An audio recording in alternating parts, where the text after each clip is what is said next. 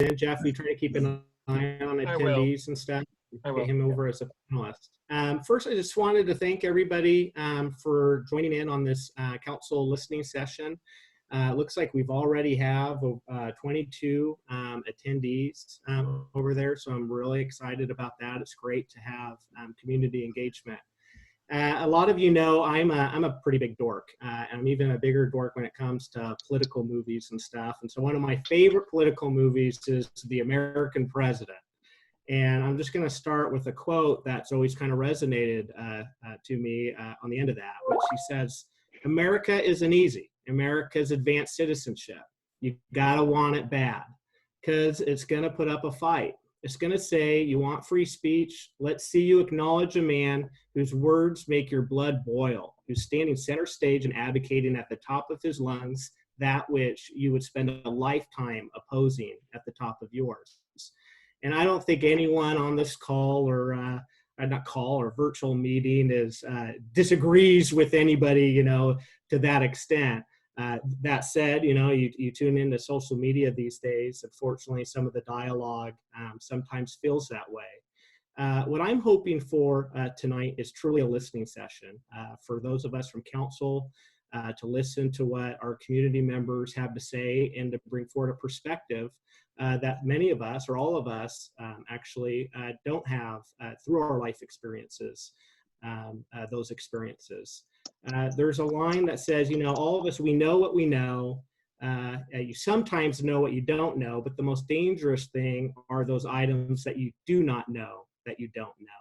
And it's that area that I really would like us to focus this evening is talking about some different issues that some of us, myself definitely included in that, we don't even know yet what we don't know. And so we want this to be an educational experience and a very important community dialogue on that. To start us off tonight, the way I was kind of thinking through this meeting is for all of us to go around and kind of provide us panelists to provide an introduction of ourselves, our names, a little bit of our background, and what we're hoping to get out of this evening.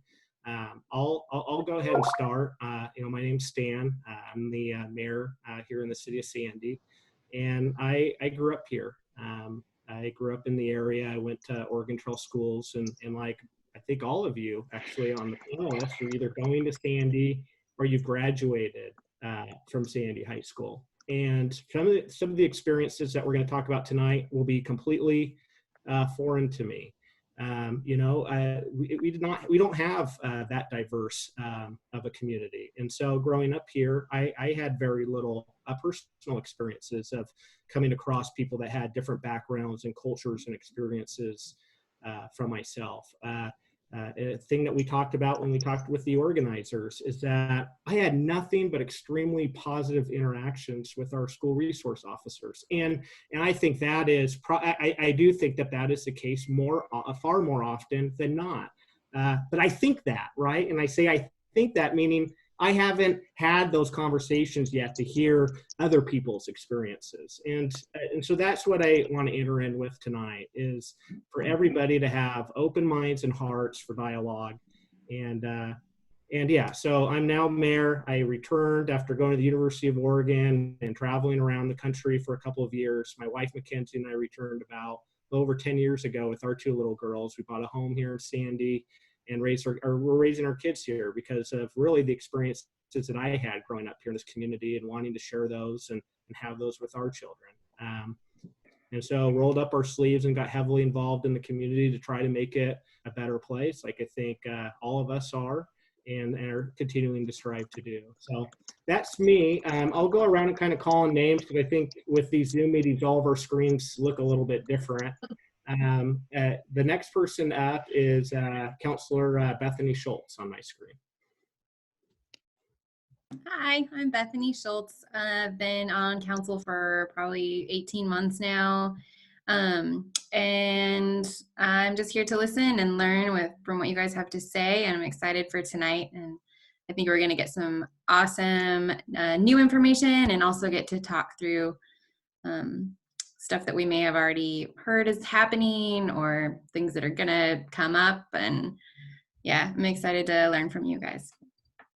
Thank you, Bethany. Police Chief Ernie Roberts. Hi, everybody. If I have to mute real quick because of this crazy fire alarm going off here, I'm sorry, but I'll continue when it goes off. So hopefully it won't go off again. My name's Ernie Roberts. I'm the Chief of Police here in Sandy. I have been here since I think 2003. I officially started in 2004. I am from this area. I left for a period of time in my career and worked at different agencies in this state, and by far Sandy was my favorite. And when I landed here, I never wanted to go anywhere else. I love the community. I am excited about tonight. I talked with my city manager about this, and immediately felt this is a wonderful idea.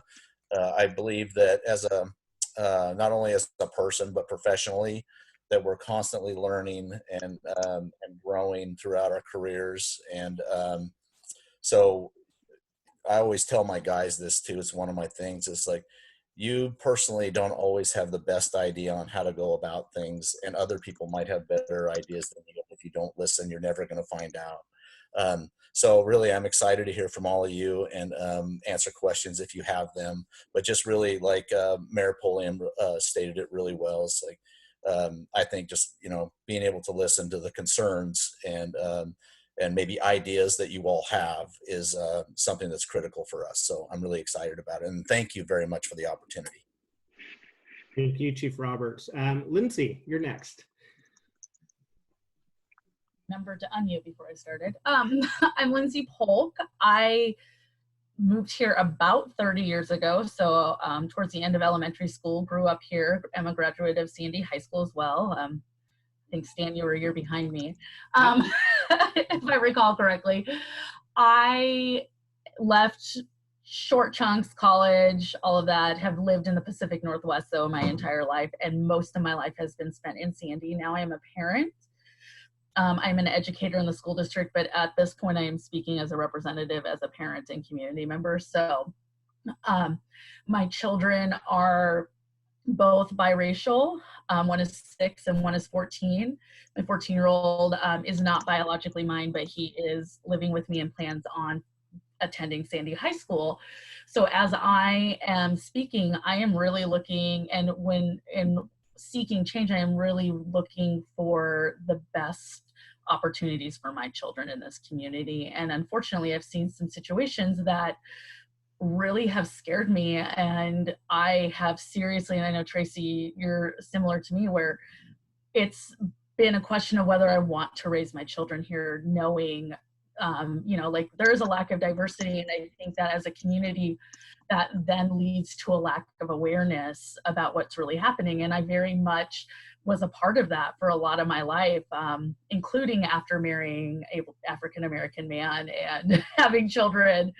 But as things go on, and especially as we have started this movement, just seeing some of the reactions from the community is part of the reason I think that we're all here wanting to have these conversations, because we don't want things to continue to be status quo. We want to make it a place where everyone feels comfortable and safe in their community.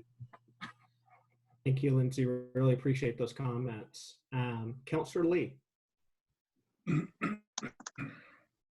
Yes, I've been on the council about 2.5 years now, up for election this year. I went to school at Sandy Grade School several years ago, and then moved away to the San Francisco area and spent a number of years there. Came back here about 6.5 years ago. So I really enjoy and love this community, and I like what our panelists are doing. I think it's important that everyone speaks out and learns about each other, and I really look forward to hearing more from you guys tonight. Thank you, Jan. Councillor Jeremy Peetzold. Hi, I'm Council President Jeremy Peetzold, and I've been on the council for 14.5 years, I think it's been. I don't know, somewhere a long time. I've been planning commission before that, and just been active in our community. I graduated from Sandy a long time ago. I went to Cottrell I still call it Cottrell, even though OTA is the school using the Cottrell building. But it's a little bit of I guess, a local pride I have in our community and our history there we have. But growing up, went away from, I graduated in 1991, if that gives you an idea, if you were around back then at all. But went away to college, went overseas, and went to school in England, where 32 different nations were at my college that I went to. And it was pretty different, shocking, I guess, in a lot of different ways, from leaving boring Oregon, Sandy, Oregon, and going there and just learning an immense amount of how different the world is than outside of, the 4 square miles that really defined my life for so many years. And so I've had the opportunity to travel all over the world, all over the US, and just appreciate all the different cultures and different things we see around the world here. And so I'm just looking forward to listening to what I'm missing, because I know I miss things, because, we just sometimes don't see everything that's going on. We're busy, and sometimes we're unaware of. And so I'm excited to hear from everyone here, and just what your perspectives are and what you see. And that one thing I love about being on city council is the fact that we are able to sit there and listen, because there's perspectives that we have in our minds and perspectives that we may hear about from other people as we try to know our community. But it's really, the individuals that live in our community that speak, and we get to listen to. And, there are things and differences of opinions on all matters of subjects, but to understand where that person's coming from is something we'll never get unless we stop and listen. So thank you for taking the time. Thank you, Councillor. Councillor Lori Smallwood. Hello, everybody. So, yep, I've been on council for about 1.5 years. I am originally from Central Florida. Go Gators. I got to get my senseless pump in. My family moved to Sandy in 1986. I graduated from Sandy High School in 1990. So, went to college at Western Oregon University. Then moved back down to Central Florida for several years and came back out to Sandy in 2006. Worked at the school district for a while. Worked very closely with the SROs because of the population of kids that I worked with. And now I'm currently a firefighter here in Sandy and have been for almost 12 years. And work with the public, obviously, and very closely with our local law enforcement as well. Excited to be here. Look forward to the conversation, and good to see you, Lindsay. Cheyenne, you're next. Oh, yep. Hi, I'm Cheyenne Holiday. I also went through the Oregon Trail School District and graduated from Sandy High School. After I went on to the University of Oregon, where I participated in college athletics. I then dabbled in mediation and graduated with my master's in conflict and dispute resolution. And after I moved back home, and I was super excited, but also had some reservations about it. And now that I've been home for a bit, I'm starting to decide and ponder if it's really going to be safe for me to set my roots here and raise a family. But I'm excited to be here and excited to see all of your faces. Thank you. Really appreciate that. Tracy. Okay, I'm muted. Yes, I'm Tracy George. I didn't get the memo to put my name down there at the bottom. So yes, I'm Tracy. I have lived in Sandy since I was a baby. I was adopted by a white family out here. And so I've lived here for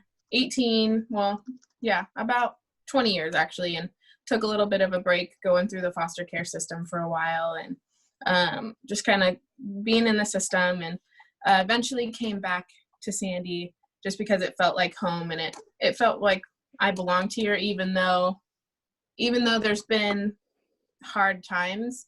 Sandy is just a place, the community is just a place where it's enjoyable to be. You're out of Portland. I prefer not to be out there.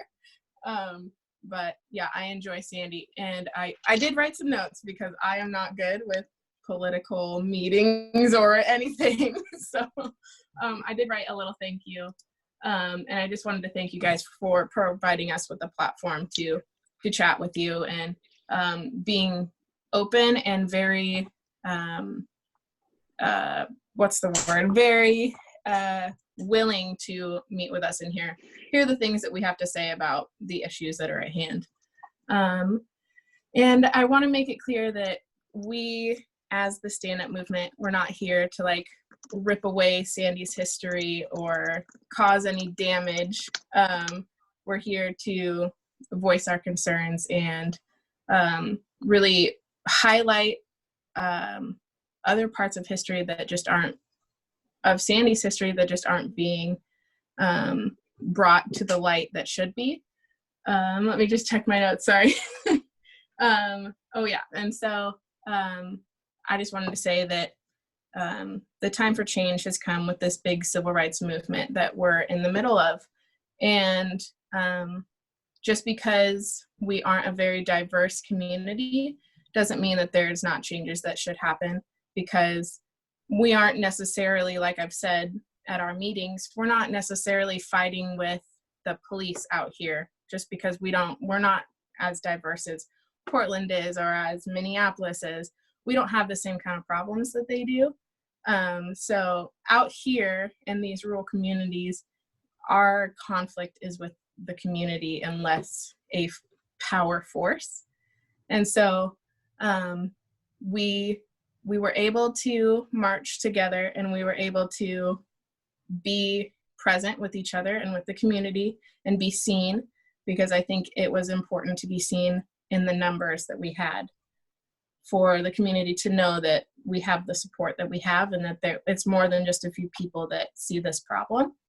And we chanted, and that was our way of getting the attention that we needed to get for this meeting to be possible. And so I just wanted to thank you guys for giving us the opportunity to speak about the things that should have been talked about for a long time. Thank you, Tracy, and thank you for all your leadership in the community. Really appreciate it. Absolutely. Councillor John Hamlin. Thank you, Mayor. And Tracy, your name has changed now, so you're official. Oh, thanks. Thanks, Jeff. I'm John Hamlin. I've been on council. This is my 5th year. My term is ending this year as well, too. So anyone that's on the call that's interested in going after that seat, I won't be running against you, and I'm more than happy to give you any kind of encouragement and advice along the way. I grew up in Oregon, Southern Oregon, Klamath Falls. Not a very diverse community as well, too, but did have a large Latinx population. And a lot of racism and bias as well, too. So I grew up around a lot of that and didn't speak up as a youth in that area when I'd hear and sometimes even participate as a child in that area. So I left, and I usually consider the time I left Klamath Falls as when I realized the earth wasn't flat as a reference point. I went away. I lived in Alaska for a little while, lived all over in Oregon.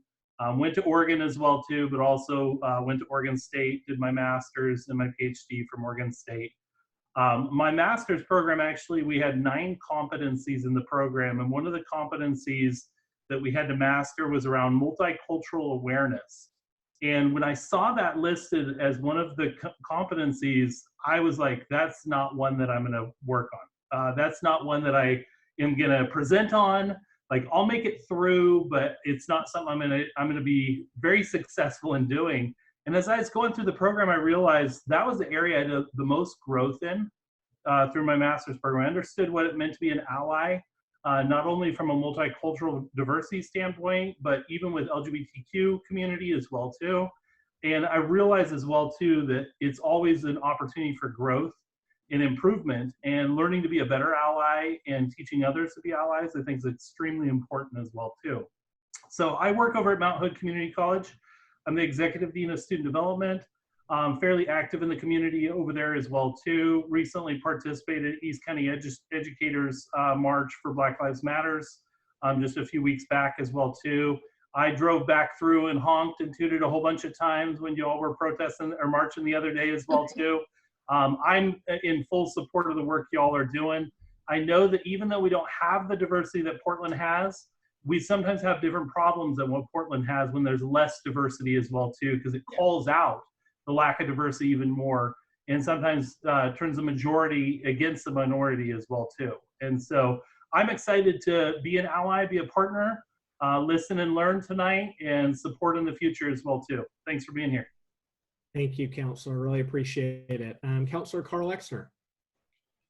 So I may be one of the older folks here in this matrix of folks here. I remember some of my first awareness of some of the diversity things that in my life was back when I was in junior high. My father took me down to Southern California for a detail he did, and I ended up having to go to a junior high in Bakersfield during the Watts riots. My introduction to some of the racial conflict was not a pleasant time. In fact, one of the things that caused my father to come back up into Oregon, Eastern Oregon, was because of the difficulty that he saw I was going through, and he didn't want that to affect my life. So saw that as something that was not very pleasant.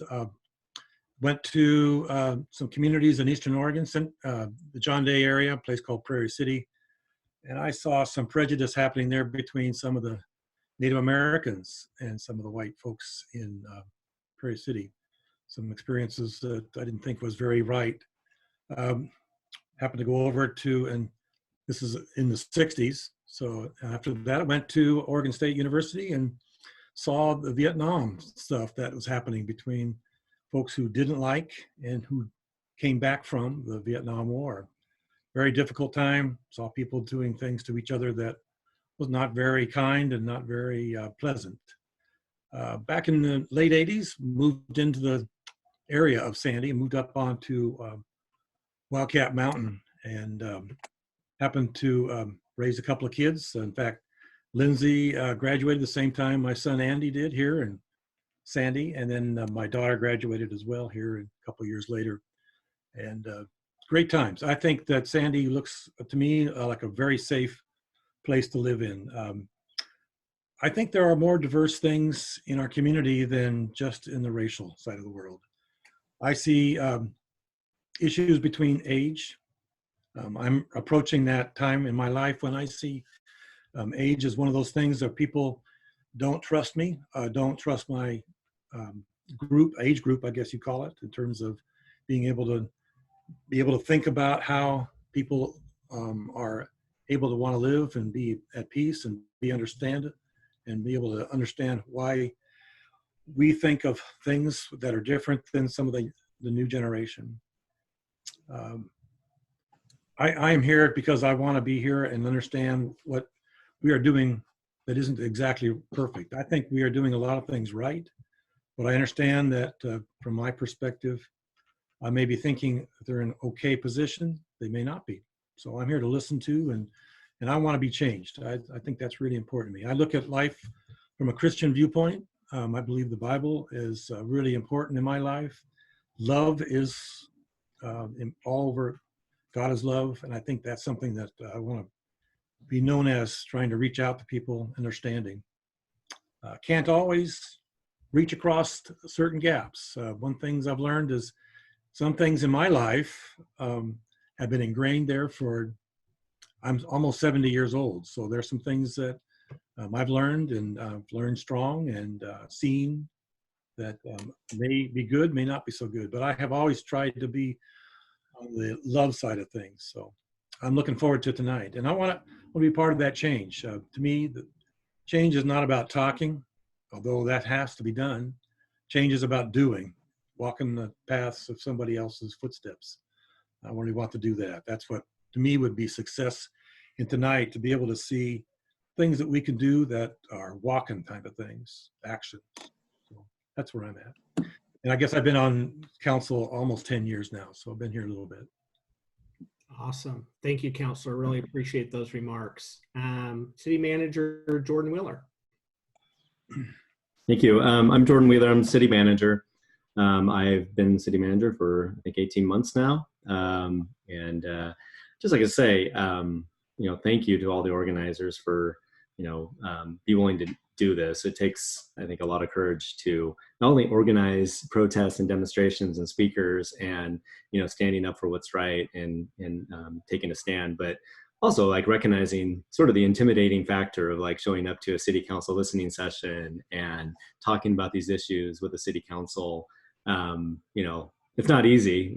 I think we have like 50 people in attendance and viewers at home watching and everything. So definitely appreciate it. This is something special, and I just wanted to thank you for doing this and meeting with us a couple weeks ago. Had that pleasure to meeting most of you and hearing your thoughts and ideas, and coming up with this idea to bring the full council together with you all to discuss these important issues. So thank you again, and for taking this advantage of this opportunity and bringing this really important issue to Sandy. I am, just really, heartwarmed and surprised and pleasantly surprised to see this movement happening in Sandy with so much participation, and know that that's the way staff and the city organization sees it too. So we support what you're doing.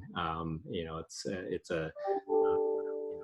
like I said, really happy for us to see this happening here in Sandy, and happy to start this dialogue and have this conversation with you all. Just a little bit about me. I'm from Tacoma, Washington, so not too far from the state of Oregon. Moved down to the Oregon area, the Portland area in 2005, and have been in the area, or been in Oregon in the Portland area since then. So went to school at the University of Washington, and then moved down for graduate school at Portland State, and spent about 10 years prior to Sandy working for the city of Lake Oswego before having the pleasure of being hired by good folks at the city of Sandy. So really looking forward to hearing your thoughts and starting this conversation. Just so you know, among the attendees are most of our department heads and a lot of staff too that are definitely interested in this and hearing your ideas. And so they're here to listen to and be a part of this process. So thank you. Thank you, Jordan, and thank you to all of our city staff and department heads who are participating in tonight's very important discussion. Really appreciate you taking time out of your evening to join us. Jake, you're up. Hi, sir. Hi. We're going around and stating our names, a little bit about our background, and what we hope to achieve this evening. No, absolutely. First of all, thank you for having me here. So I'm a student at Sandy High School right now. I'm starting my senior year this coming September.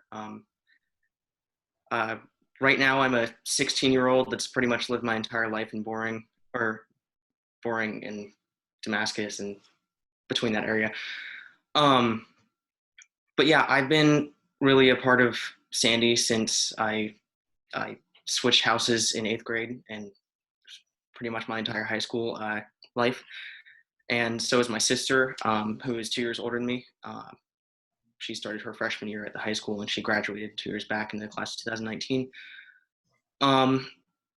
Yeah, so both of my parents came from small towns, and they are both police officers now. So that's pretty much my upbringing right there. So growing up in a small town with 2 small town parents and both police officers. Right now, I'm a leader of our speech and debate program at the high school, along with Molly Iser, who is our actual captain. I'm helping to lead the performing arts department at our high school as well. And in addition, I'm trying to think. Oh, I'm an ASB officer. That's the other thing.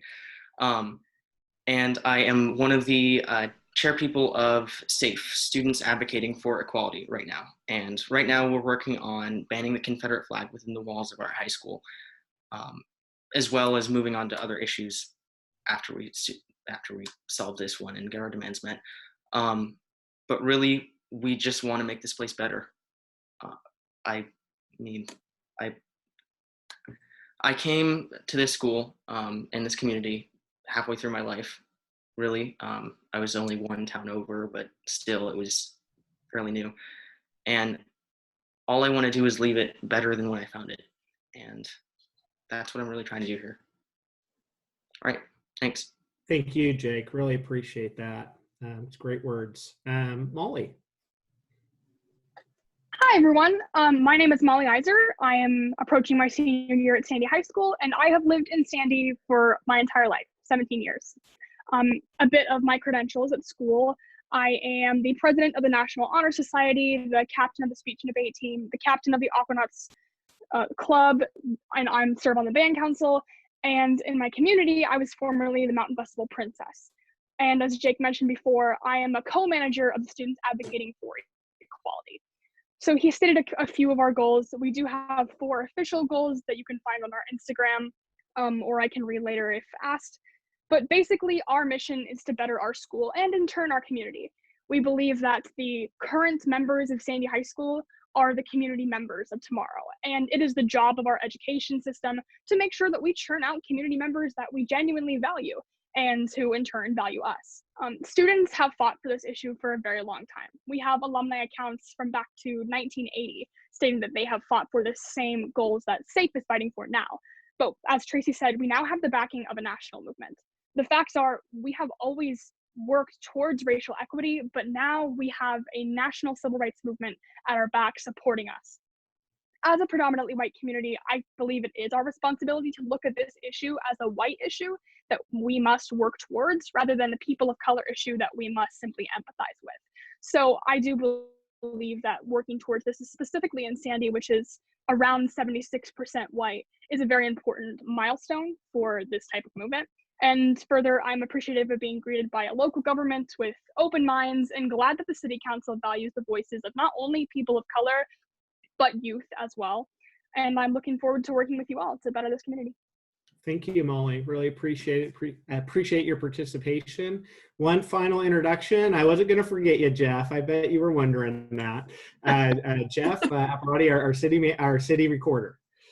I'm Jeff Prati. I'm the city recorder, clerk of the council.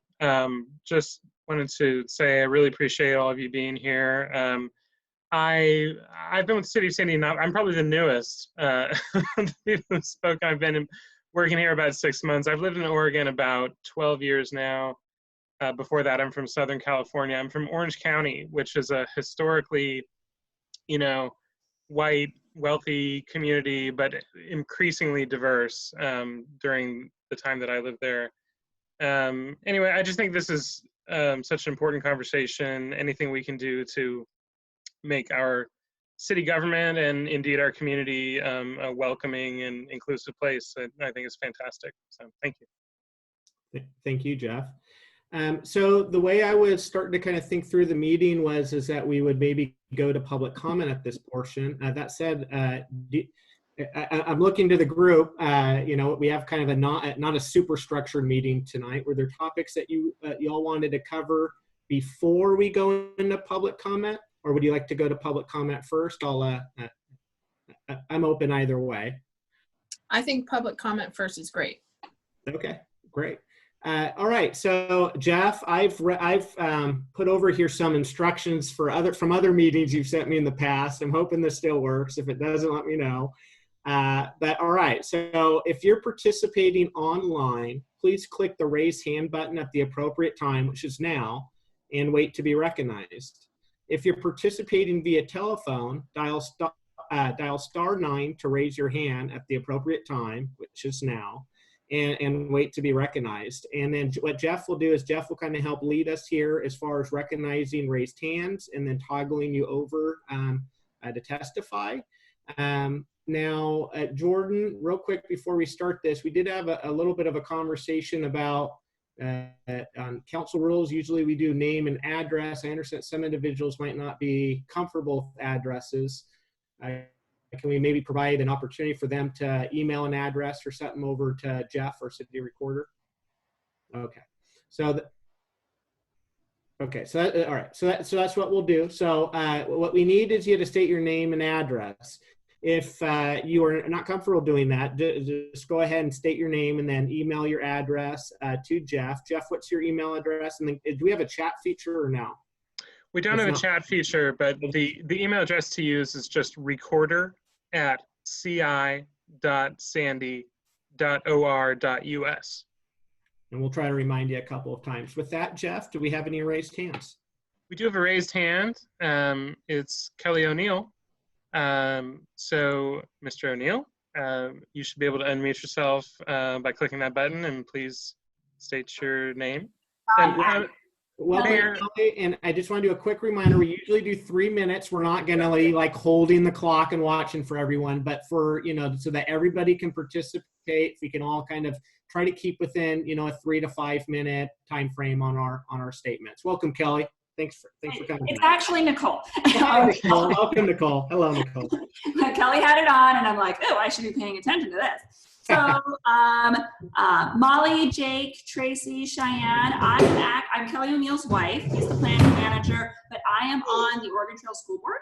And I just wanted to say that I would love to get your guys' email addresses, and I would love to see you guys at the board's workshop at the end of this month. The agenda for the workshop is reviewing and revising the school district's racism and discrimination policies, and it seems like I would very much definitely like to get the students' perspective and your guys' perspective as well. So I would love to see you guys there. If I get your email addresses, I'd be happy to email you over the information about that. And that's all I had to say. Thank you, Nicole. Really appreciate you participating tonight. If I may respond to that. Thank you, Nicole, first of all. Please do, Molly. Yeah. We actually did, as the Students Advocating for Equality, we did send a letter to the school board with as many of the people we could find on an email list. And we actually have been trying to get an Oregon Trail School Board meeting with all of you. We would love to be a part of that.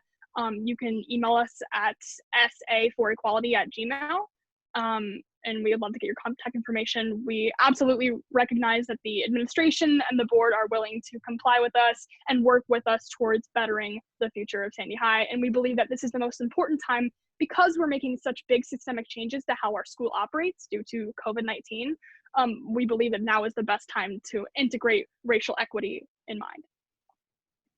Thank you, Molly. Really appreciate it. And then I should say, yeah, absolutely. After public testimony, if it brings up a conversation or topic that people would like to talk about, please do feel free. That said, I usually try to avoid some real strong back and forth going on with public comment. So let's everyone try to remain respectful, but absolutely, let's use these as topics for conversation. Jeff. Well, on that topic, Mayor, we do have, I believe Nicole has raised her hand again. I don't know if we want to. Why don't we? Yeah, in case it's just a follow up to the last one, why don't we do that, and then we'll go to the next person. Yeah. Okay. Yeah, sorry, Molly. You could just give me that email address a little slower. I just didn't. Yeah, the address is sa4equality. No spaces or dots @gmail.com, and you can reach me personally at molly.iser@gmail.com. And you can reach the stand-up movement at sandystandupmovement@gmail. So Sandy. No, just Sandy's. Sandy's Stand Up Movement @gmail. Yes. Okay, great. And Awesome. my email is just my full name, Jake Billard, no space between them, 14@gmail. Jake Billard 14. Got it. Thanks, guys. Thank you. We also have an Instagram. It's Students Advocating for Equality with dots in between, and we're reached at that pretty much by most of the community at the moment. So I am super old, and I am the last person on the planet without any social media at all. So I will email you. Thank you so much, Nicole. Appreciate it. Okay. And Tracy, that would have been a lot easier if you would have just kept that email address on here, huh? I know, seriously. Jeff, further public comment. Okay, Mayor, the next name on my list is signed in under Stephen Lewis. Mr. Lewis, you should be able to unmute yourself now, and please state your name and address for the record if you'd like to. Yeah, can everyone hear me all right? Yes, welcome. Yes. Thank you so much. Yeah, my name is Stephen Lewis. I'll just email my address. I'm a farmer in Sandy. I work at a farm managing livestock and growing vegetables here. I guess I just want to say thank you to the mayor and the police chief and all the council members for making space for the community to share some feelings. My kind of question is maybe specifically for the police chief. I wanted to share some thoughts, and then there's a question, if that's all right. I guess we've seen across our country in the last several years what I see as a pandemic. You know, it's not the disease that we presently face, but kind of a pandemic of unnecessary violence and a repetitive pattern of a failure, really, on the part of police officers to protect the lives of Black and brown people in their jurisdictions. And I feel like it's now no longer a niche movement or a fringe issue, but really a crisis of which the entire country is aware, and that there's a widespread problem of police officers using excessive force in everyday, ordinary situations that really don't merit such force, and of officers using lethal force, especially against people of color. And it's also really saddening to see, you know, stories of parallel cases where there's examples kind of similar or identical policing situations where white suspects have been afforded in really exceptional restraint that I think Black and brown suspects are not often granted. And I feel like to look at this pattern and not see that racism is at the heart of it is either extreme foolishness or willful ignorance or worse. And I think that we all understand as well that the racism inherent in this pattern of violence isn't really the white hood wearing or Confederate flag flying sword, but really it's kind of a very ugly bias written into our subconscious as white people, you know. And so with these perspectives, you know, not really being outside of the mainstream any longer, the question I have for the police chief, and like I said, I really appreciate the opportunity to ask this question, is what actions are you presently taking, or will you intend to take in managing our local police forces to mitigate the danger of these biases? And what systemic changes might you implement to protect people of color in our community, or even those who pass through our community in the sense that we're a place that a lot of people pass through from, you know, the now historically obvious danger of police officers patrolling around with fear and bias and lethal firearms. Thank you. Thank you, Stephen. Appreciate your participation. Yes, thank you, Mr. Lewis. That's the question that you had is a very it's a very complicated question, and honestly, I don't have the answer to for you for what exactly we're going to do. I can tell you what we are doing out here in Sandy, in our community. We have not, thankfully, run into these types of issues that are going on in a lot of other parts of the country, but that doesn't mean we don't see them. We don't, my officers don't think about those types of things. And also, honestly, a lot of us are confused about it. So we don't have that stuff going on out here. I can tell you, I would like to take just a second to let all of you know, and the people that are listening, that and I'm going to read this from our policy manual, and this is what we strive for. And if you may just give me just a second, I don't think it'll go over the 3 minutes. So the Sandy Police Department Policy Manual provides a framework to perform our law enforcement mission. The policies have been established as a result of an ever-changing assimilation of legal and best practice principles in the law enforcement profession. These policies, coupled with professional training, provide us with the tools to carry out our law enforcement responsibilities. We are tasked with providing effective service to our community in a professional and ethical manner. All members of this department are held to the highest standard by the citizens we serve. Adherence to these policies, respect for other people, and using our best judgment at all times are ways we will meet that standard. The reason I wanted to read that to you all is this is part of our policy. This is not just something at our police department that we have written down here and forget about. For one thing, also, we are fully accredited agency, which means these policies aren't, it means just that they aren't just written down. We have to adhere to these. We not only have to, we want to. It's our mission. And as part of our mission statement too, you'll notice that if you get a chance to read that, one of the main points in our mission is to make sure all families, all citizens in Sandy feel safe, whether it be in our parks, picnicking with their families, sleeping in their homes at night. Our main focus is that they feel safe. And we are, being an accredited agency, we're audited on all this. We have to show that we are adhering to these policies, which honestly, it's easy for us because we've had no problem doing that. All those things are documented in our policies that we have to produce when we have an audit or we're not accredited anymore. But the reason we wanted to do that is we want to be transparent with our citizens. We want them to know that we strive to complete our mission, not just once in a while, but every day. We're faced with challenges that sometimes test those things that Mr. Lewis, I'm grateful that he brought those up. These are all serious concerns. So we do have, obviously we have mandatory training requirements for bias-based policing, for dealing with crisis intervention training that all of our officers go through yearly that are required by the state. But that's not all we do. In Sandy, as long as I've been here, and I haven't always been the chief, but the chief before me as well, I got to give credit to her too, is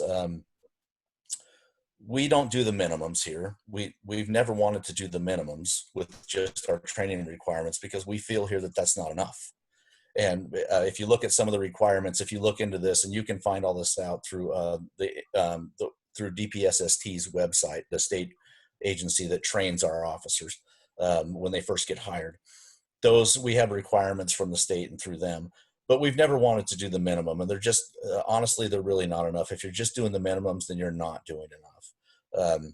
We feel like we are always learning. I've already learned some stuff since I've been sitting on this panel. And like I said before, and also I'd like everybody to know too, that your chief, whether it be your chief or one of my officers or anybody, I invite you to reach out to us. I really do. This is so important because a lot of times what we don't know, we sometimes, and I myself, we misunderstand. And if we don't have those conversations with people, a lot of times, a little bit of education goes a long ways. I invite people to contact my officers, to contact me, to contact my administration team if they have any questions or just want to talk about it. Yes, we're busy, but this is our job. This is the most important aspect of our job. We serve as citizens here in Sandy, and like Mr. Lewis said, not just them, everybody who passes through here. And that is a lot of people every day now with our with Highway 26 going through. There is I don't have the numbers in front of me, but the amount of vehicles and folks that pass through here every day is astounding. But not only the people that live here full time, but everybody who passes through, that's our responsibility. So Mr. Lewis, thank you for bringing that up. I hope that kind of answers some of your questions, but please, like I said to everybody else, if you'd like to have a conversation, you can contact me. If you don't have the numbers, just Google it real quick and call our office and ask for me anytime.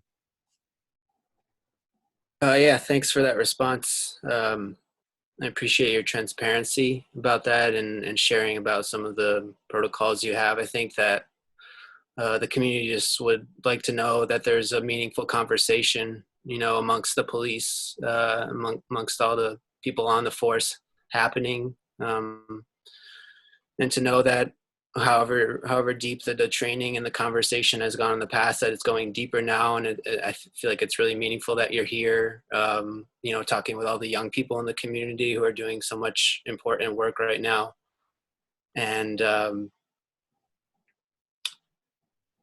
And yeah, maybe if the conversation is deepening in the work that you guys do, that you could share that with the community in some sort of way and talk about what's happening, in your office and what your people are talking about, and kind of some of the changes that you're, not to say bad things have happened here or to make any indictment or anything, but it feels like something that we'd rather see preemptive, proactive change and preparation to make sure that something bad doesn't happen. You see these cases around the country where some really egregious stuff is happening, but by a person who's at the edge, or they're some member of the force, and then the police chief comes out and they're a person who shows integrity and trying to make the right decisions to amend the problem. So I feel like it's important that that it's just comprehensive, and that we know that there's a deep and meaningful conversation happening. Thank you, Mr. Lewis. Thank you, Mr. Lewis. Appreciate it. Just one more thing, Mayor. Of course. For Mr. Lewis, these some of those things that Mr. Lewis was talking about as being proactive. A lot of you probably have been keeping up with some of the bills that have been passed that the governor signed off on just recently, and we'll have another special session soon. Those bills, when those, of course, some of the professionals in some of my colleagues had an opportunity to weigh in, although a very short period of time. But when those bills came out, I didn't know what was going to come of that. It was a little bit of uncertainty for us. But when I saw those, I can tell you that I looked at them as like, well, we're already doing those things, which kind of shows like to Mr. Lewis is that we are being proactive here, and we're doing those things. When the whole list that came out was like, well, there's one or two things on there that we may need to adjust our policy on and train for, but most of these things on here, we've been doing these for years, so which made me really happy. And that wasn't just me, that was also our former chief, who really did a good job at setting these things up and kind of changing the direction years ago. So that was very comforting to see that. I just wanted to throw that in there. Thank you. Thank you. And then one thing I would state is on the communication end is one thing I've certainly noticed over the last couple of years is that our department striving a lot harder on social media activities and stuff to get the word out. And then we also have a new Sandy Source newsletter, which we try to highlight a lot of these different types of things going on in our departments. That goes out via email, and then we post it on social media and try to get it out on all the different neighborhood pages and stuff as well. So definitely we'll want to keep an eye out for some of those communication channels. All right, Jeff, I'll look at you again. Remember, if you're participating online, to click the raise hand button. If you're participating telephone, please dial *9 to raise your hand. Yeah, and I'll just add, Mayor, I've changed my name to recorder at ci.sandy.or.us. So if you'd rather not share your address, that's fine. Go ahead and send me an email, and we'll take care of the record that way. Thank you so much. Absolutely. Mayor, the next raised hand is someone signed in under the name Allison. I'm going to go ahead and allow you to unmute yourself now, and please state your name, and if you're comfortable, state your address for the record. Hello, my name is Allison Clue, and I'll be sending my address along to you at that email address. I organize with some of these wonderful people here today. Thank you all for being here and participating with this. As we move through the listening session and then go towards some of the agenda items, something I want to mention is I hear people talk about Portland problems or city problems as opposed to Sandy problems. And I do think that there are differences, but sometimes we forget that there are other small rural towns that are also dealing with this, that have different circumstances or similar circumstances, but they look to each other. They look to each other for leadership. They look to each other for what to do, what not to do. And I think this is an opportunity for Sandy to demonstrate that leadership, to do some things very right in being proactive, but also leadership in the sense of we can't change people's hearts. Tracy has mentioned this before. We can't say, stop, stop hating people. You can't legislate that out of people, but what we can do as a city, and especially you as city councilors and city leaders, is demonstrate the values and the practices that show people there's a better way. Because there are going to be people who foster that hatred in their heart or have those biases that may not come out at all times. But we really want to make other people feel comfortable in growing and going forward. And I would love to see Sandy be at the forefront of that and not just watching other people do it and making superficial changes. I think there's a real opportunity here. Thank you so much. Thank you, Allison. Of course, I want to throw it out to anyone who wants to respond and talk.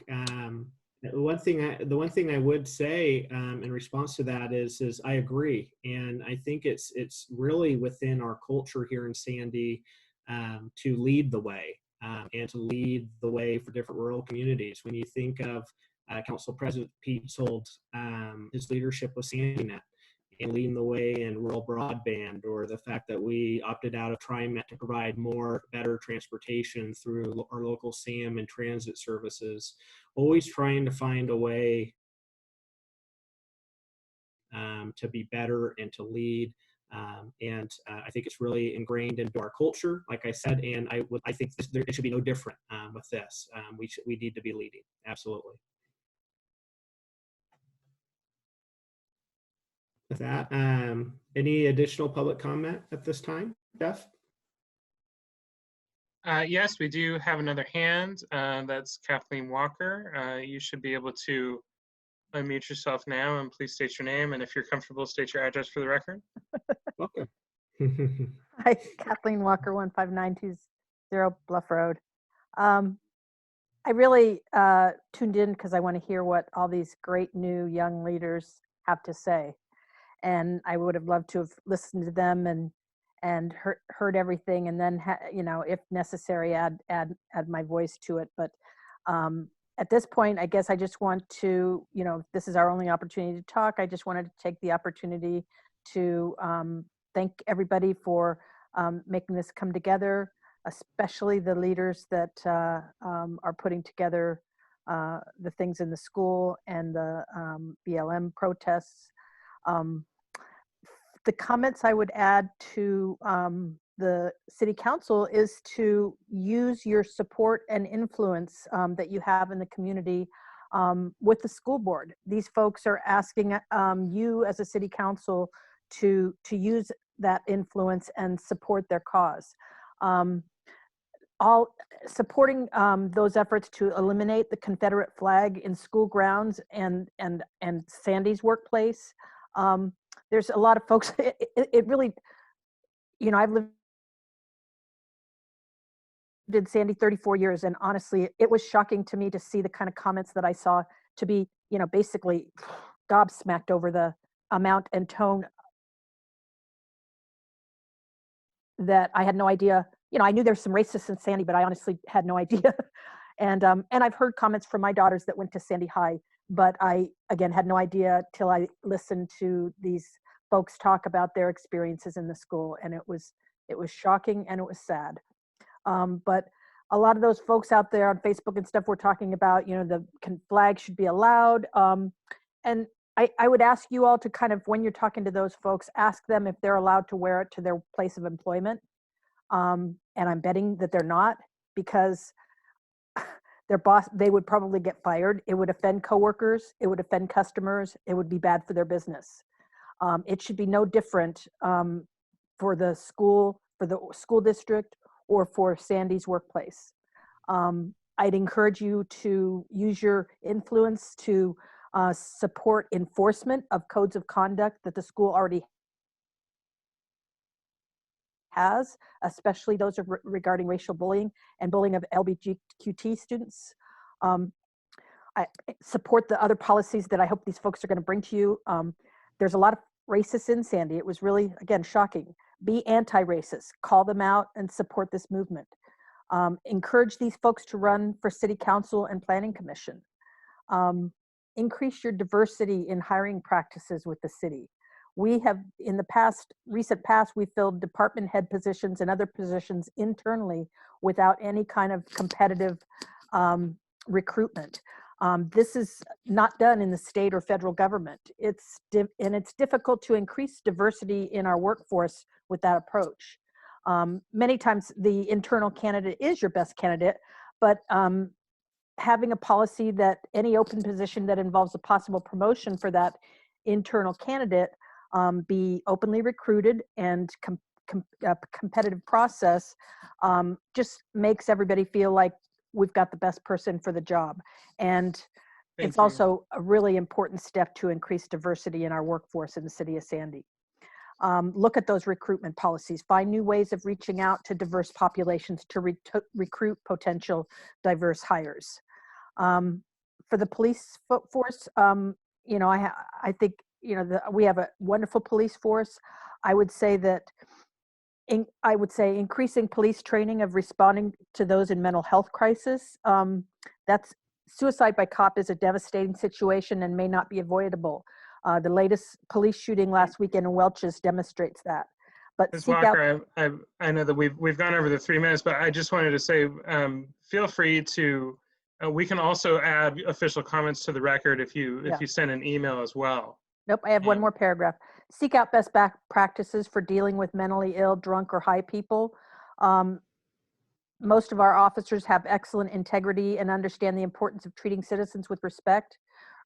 Realize that there are past incidents in Sandy that were done and that bar was not met. So be willing to speak up if or when coworkers and other law enforcement agency personnel are not meeting that bar or using inappropriate language, or especially those using excessive force. Stop in and de-escalate. Encourage the schools to increase mental health counselors, especially in middle school. Those counselors, I think, are needed more than an armed school resource officer to deal with their issues. I thank you again for the opportunity to comment. I'm thrilled with the folks that we have here gonna talk to, and I'm excited to hear what they have to say. Thank you, Ms. Walker. Appreciate it. Jeff. If I could respond to that, Ms. Walker. Yeah, absolutely. I agree that this is a huge issue in our school, obviously, or else we wouldn't be advocating for it today. I would like to share with everyone watching that this is a much larger issue than most people think it is. I personally documented 13 separate uses of the Confederate flag within our schools that were never disciplined. And we would also like to acknowledge that the school board and the admin are willing to work with us, but it is going to take the support of both the community and the city and those around us in order to help them implement that change in a safe space. We know that people who get involved with education actively care about the kids within that educational system. We know they want to work towards the bettering of that, but there's lots of red tape in the way, lots of community pressure. And in order to implement that change, we need to make sure that the community and the city stand behind both of those bodies.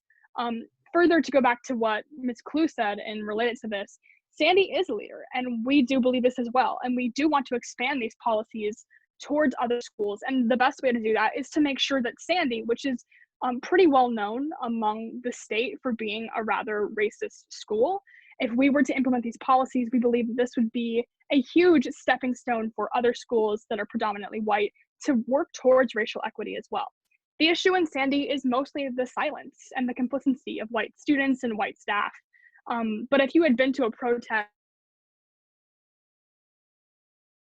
or watched our videos online of our speeches or talked to Tracy at all, you know that this issue is insanely pervasive in our schools. And I once again like to stress that it is going to take the support and the advocacy of not only those who are directly affected by this issue, but all of those who witness it or benefit from this system. Thank you. Thank you, Molly. Very well put. Thank you. So, Mayor, I don't see any other raised hands at the. Okay. Oh, let's see. It looks like. Oh, there we go. 2 more. So I'll go ahead and click the next name on the list here. You should be able to unmute yourself now. And please state your name, and if you're comfortable, state your address for the record. Yeah, my name is Tyler Deems. I'm the Finance and HR Director for the City of Sandy. You guys all know my address, 39250 Pioneer Boulevard. I just wanted to add that, I appreciate all the feedback and comments that we're getting, and I wanted to let everyone know that's watching right now that the city is internally reviewing a lot of our practices, trainings, specifically regarding implicit bias and equity and inclusion.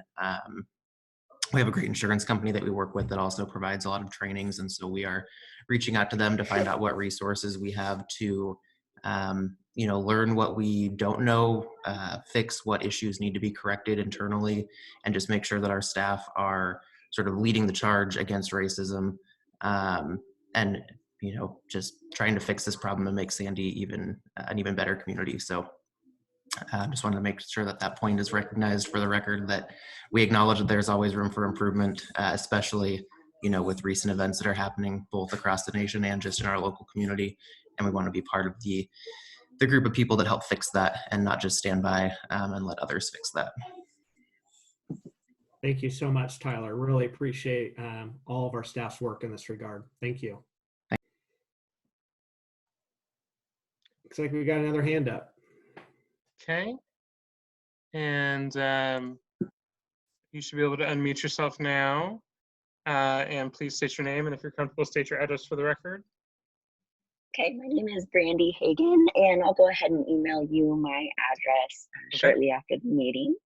And I just wanted to pose a question to actually those in attendance, whether they're an audience member or a panelist or council member, what they're doing in particular to increase community care rather than community policing, or we'll say punishment in general, whether that is in regards to mental health or criminal activity, and also how we are fostering the acknowledgement of Sandy being very similar to having a history rather of qualities that are similar to sundown towns, and how that has potentially evolved to the modern day version of a sundown town. So if folks could share their viewpoints on what they're doing to increase community care rather than community policing or punishment, but also how they're fostering that conversation of our local history and how it bleeds into today's challenges. Sure. What a great question, and thank you for posing it. I know, so in our house, for myself and my wife Mackenzie are really trying to get actively involved in a more care type format in our community. I'm on the board for the Sandy Community Action Center, which is our local food bank for the Oregon Trail School District, and also provides a thrift store and all kinds of services for some of our more vulnerable citizens here in the community.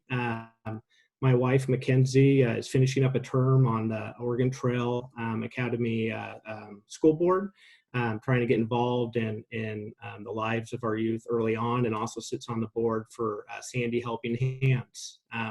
Last 5 years I've worked with the First Tee program of Greater Portland. We operate a golf course called the Children's Course in Gladstone, Oregon, that primarily focuses on communities here on the east side and early youth intervention, and to teach life skills through the game of golf. So definitely believe in getting involved in the community and finding alternative ways to just policing to really kind of invoke change and to get involved in it early on in the process.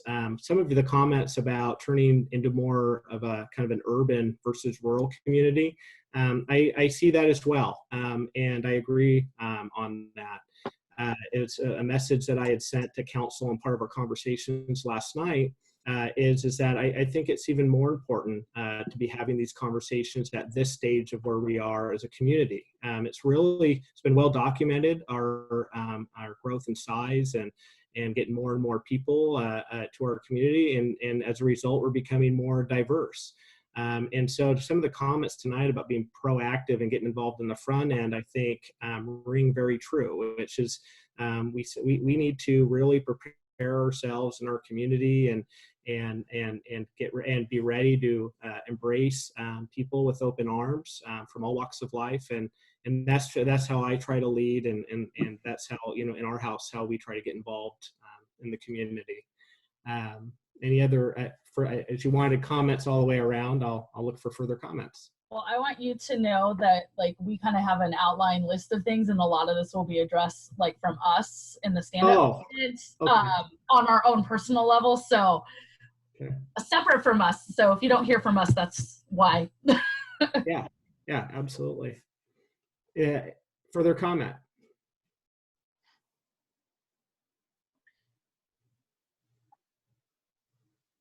Mayor, were you asking for other public comments, or were you asking for? Well, she was. I think I'm the only one talking. I apologize.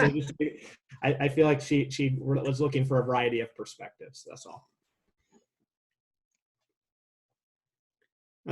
Councilor Exner, you're muted. Sir. Yeah, I'm muting myself here.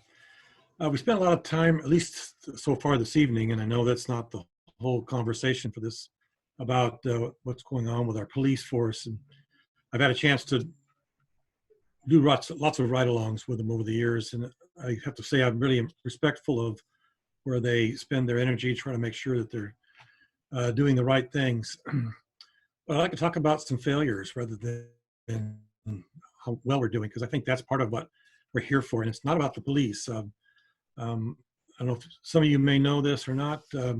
I have a couple of nephews, both of them are Black, have had some real troubles with drugs and some law issues out of state. Have come to my community and to my wife and I to try to figure out if we could find a way to be able to put them in a place where they could do better, get away from the influences of where they came from up in Washington, try to find some places here in the city of Sandy and Portland that would make some differences. Worked with NUPA. I know most of you know who that is, and really did some helpful things there, got us directed towards some areas that would have helped both of those young fellas. They're both in their mid-30s, one's almost 40 now, and it did not work. It failed apart.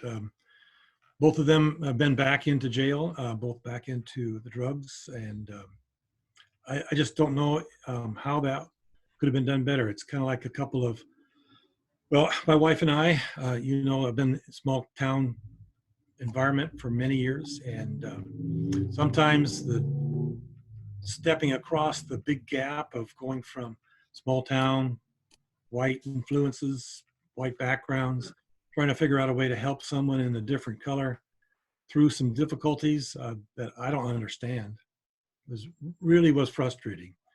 And I have to tell you, very tearful about how that just did not work out well. And to me, one of the failures that we have in our community, Sandy, Portland, whatever you want to put the circle around, is that we don't always know how to deal with some of these things.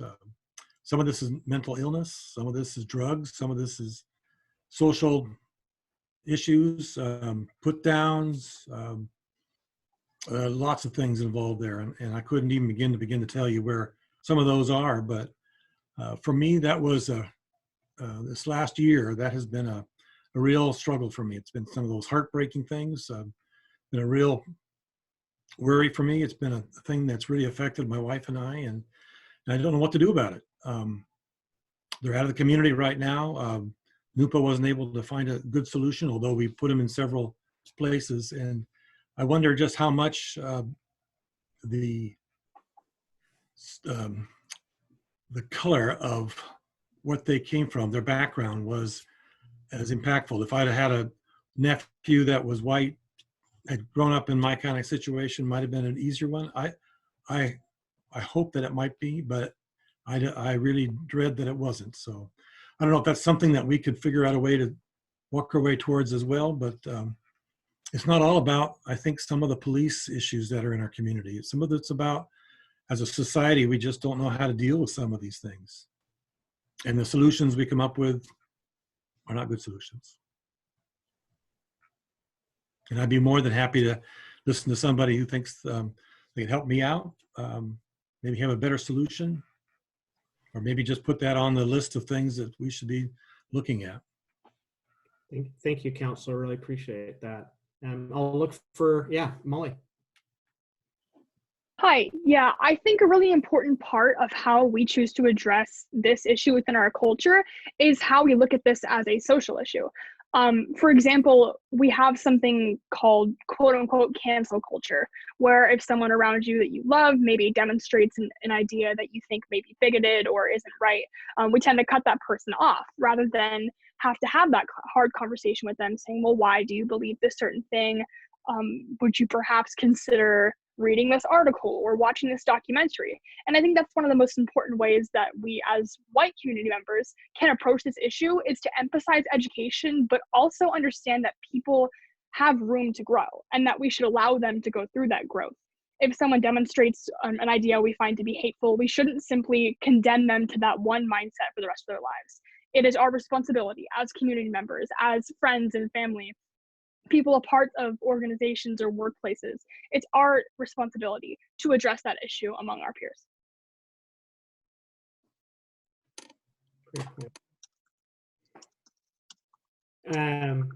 Lindsay, Tracy, you mentioned there's some platform items, or I don't know if platform's the right word, but there's some items that you wanted to bring into the discussion. Well, I mean, we definitely have questions and just thoughts that some of them have already been touched on. I see that there's quite a few other people with their hands raised. Oh, I just saw that. Oh, yeah. Cut anybody else off before without that opportunity first. So. Yes. Okay. Okay, Mayor. So the next person, I believe this time, is actually Kelly O'Neill. So we'll see if I'm right this time. And go ahead and unmute yourself and please state your name and your address for the record. Yeah, it's Kelly O'Neill Jr., 17724 Van Tassel Avenue, Sandy, Oregon, 97055. I just wanted to say that I'm really happy to see this meeting occurring. It's something I honestly did not think would happen in my lifetime, which I know is kind of a sad thing to say, but it's true. I grew up in La Pine, Oregon, and I saw racism for about 30-year period. I only lived there for 18, but when I go back there, I've seen it displayed numerous times. I grew up next door with a family who had 2 daughters that they adopted that were both Black, and they were my best friends when I was growing up. And I saw them called all sorts of derogatory terms, and their parents as well. So I'm just so excited that we're making some progress finally on this movement.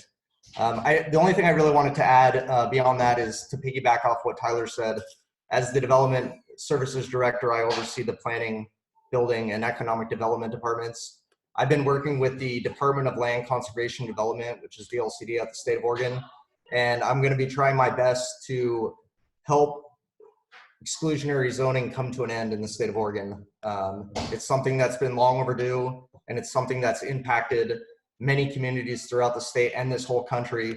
If you want more information on it, you can read The Color of Law, A Forgotten History of How Our Government Segregated America by Richard Rothstein. I'm actually making it required reading for everybody in my department.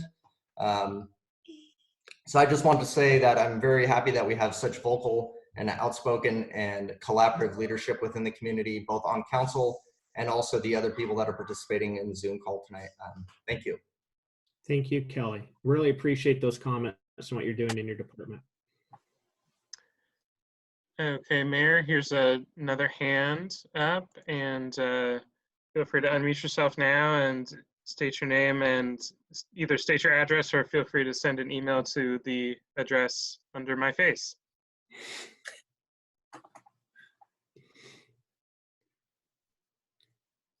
Muna, are you? Good. Let's see. We'll try it again here. There should be a button where you can unmute yourself.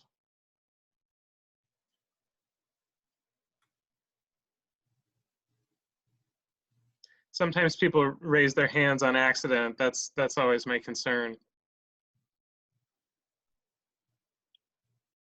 Well, why don't we try maybe another raised hand, and then if the hand goes back up, we'll go back and give it another shot. Sounds good. Okay. Okay, Mayor, here is the next person with their hand up. You should be able to unmute yourself now, and please state your name and either state your address or send it to the email address at the bottom of my square here. My name is Lily Tova, and I will email you my address. I'm also a farmer in this community. Stephen Lewis and I work together, and I've lived in Sandy for 8 years. And I would say that the kind of level of overt and subtle racism that I've witnessed as a community member has definitely been alarming and uncomfortable. And oftentimes made me question if this is a community that I want to live in for the long term. And so I'm really happy to see this meeting taking place and to see protests taking place in Sandy. It's incredibly heartening.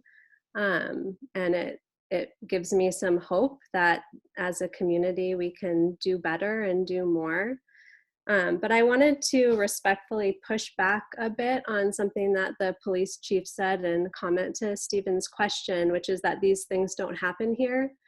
And we may not see the levels of violence that we are witnessing in other parts of the country with police treating people of color differently than white suspects. But I think that that belief that these things don't happen here, for me, is part of the problem. I think when we say that these things happen other places, it kind of takes responsibility off of our shoulders. And just knowing the level of racism that exists in our community, it's hard for me to imagine that that is not in some way influenced within the policing community. And so even though it may not be overt, and even though we may not see these levels of violence happening in our community, I do think these things happen here on some level. And I think that these things might happen here in smaller ways, but that in order to address them, we have to own that we are actually part of the problem as well, even though we may not be seeing those same levels of violence. And I also am surprised in some ways that we're even having a conversation about whether or not Confederate flags should be displayed at the high school. I am from the South, and the Confederate flag is an overt symbol of racism, and anyone who claims differently is either lying to themselves or is trying to uphold an ideology that's kind of couched in patriotism or culturism, but that behind that ideology, there's only racism. And so I wonder on some level if there is a failure of education that's happening, that students at the high school don't understand what this symbol means and don't understand the actual history of this symbol.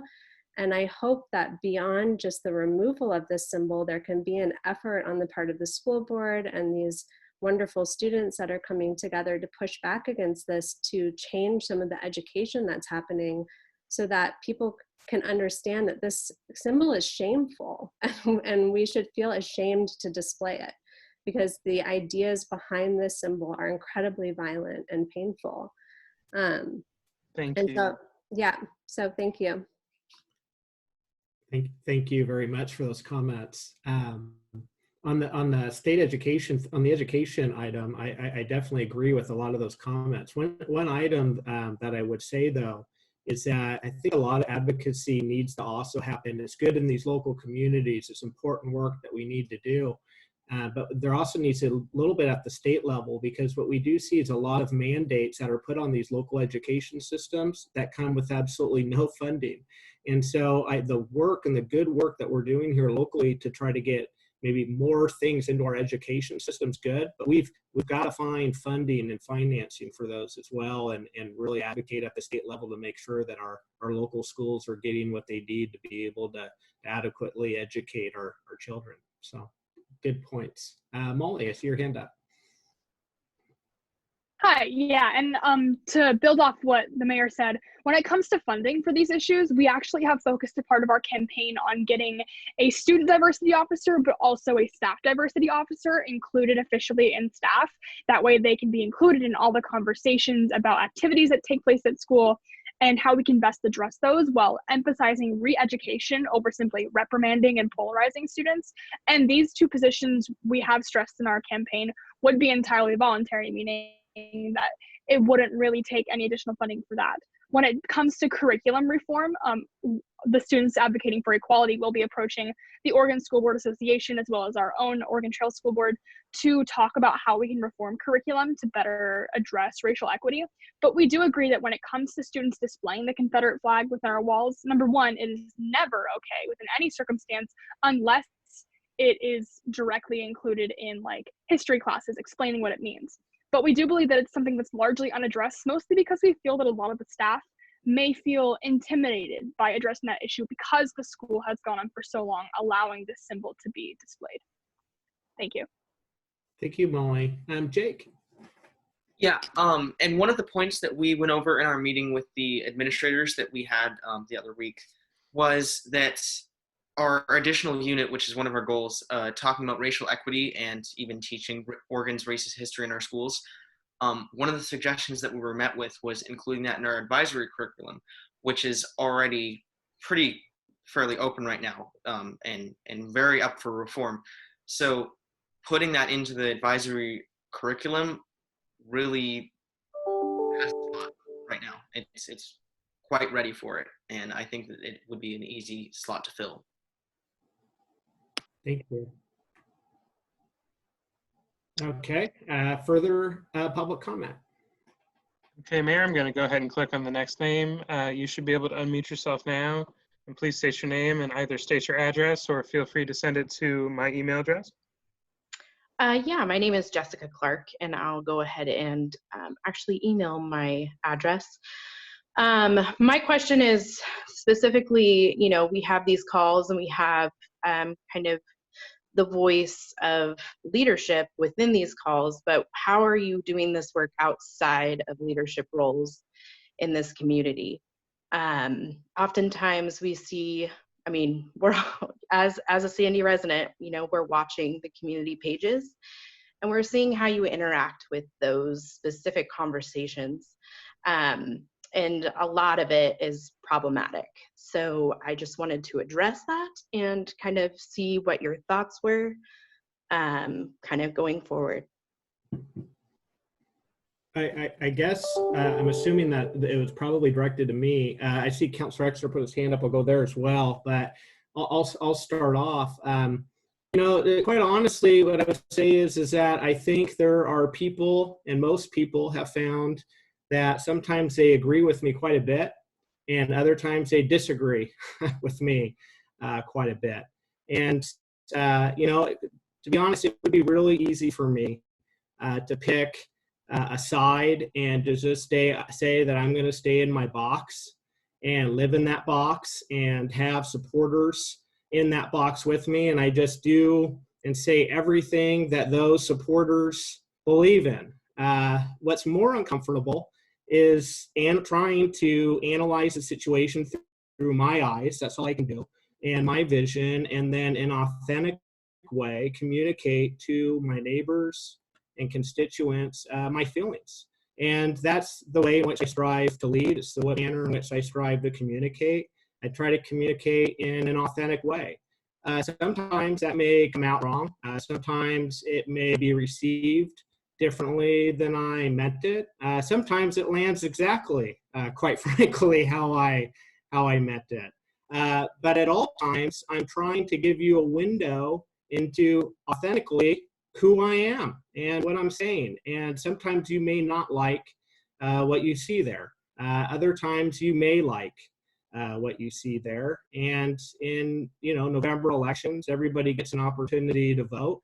And I hope that people know where, you know, analyze and study and see where I'm at on the issues, and then come to kind of take a snapshot collectively at all these kinds of things and then develop their feelings on me from there. But I'm not one that shies away from conversations and hard conversations, having forums like we're having here tonight where you have to answer questions like I just received. And yeah, I mean, that's how I try to conduct myself and lead. So, Councilor Exner, I'm sorry, I saw a hand up. I'll go ahead and speak, but I know that Councillor Smallwood was trying to get attention too. But anyway, I'll quickly go through this. A lot of what you just said, Mayor, is something I have in my mind as well. But in my conversations, I try hard not to put out there things that create antagonism. But I also don't have a problem with taking on some of the hard conversations. And if there are things that I offend people with, I would like to hear it. The lady that was speaking just now, I would love to hear maybe some of the things that I'm blind to, that I'm not aware of, that in my speaking, in my emails, in my comments on the Facebook or some of the other places I spend my time on, may be offensive.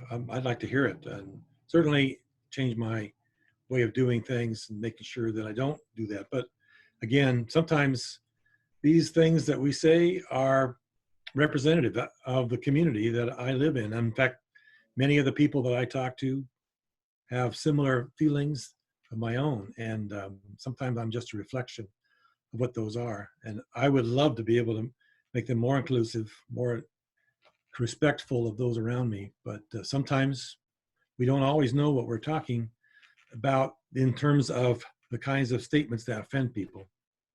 And so I would love to hear those feedbacks. So looking for real statements, real communication. Thank you, Councillor. Councillor Smollett? No, I really didn't have anything to do. I just, the conversation, I would have liked more of a specific, or the question, I would have liked more of a specific. I didn't really understand the question, so. She did raise her hand again, Mayor. I don't know if you want me to bring her back on. I'm open, yeah. Okay. So Ms. Clark, you should be able to, yeah, go ahead. Sorry, this was more about, like, based on tonight's conversation, how you're working outside your leadership role, and this is really to all of you within City Council and just like government workers in general, just how like you're reflecting on this conversation outside of, you know, us sitting here and talking on a Zoom call.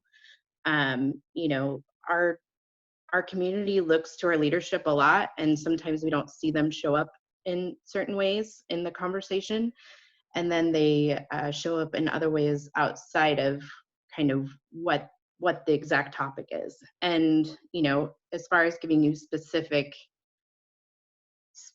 like examples, I mean, I could roll through and find specific examples, but for instance, you know, certain things where we'll ask and invite city council members to protests. We haven't seen any city councilors there really, or leadership position, and we've had several opportunities for that. So it's more just like you're showing up in other areas that are basically conflicting to this conversation, but you're not showing up for this conversation. I think to touch on that,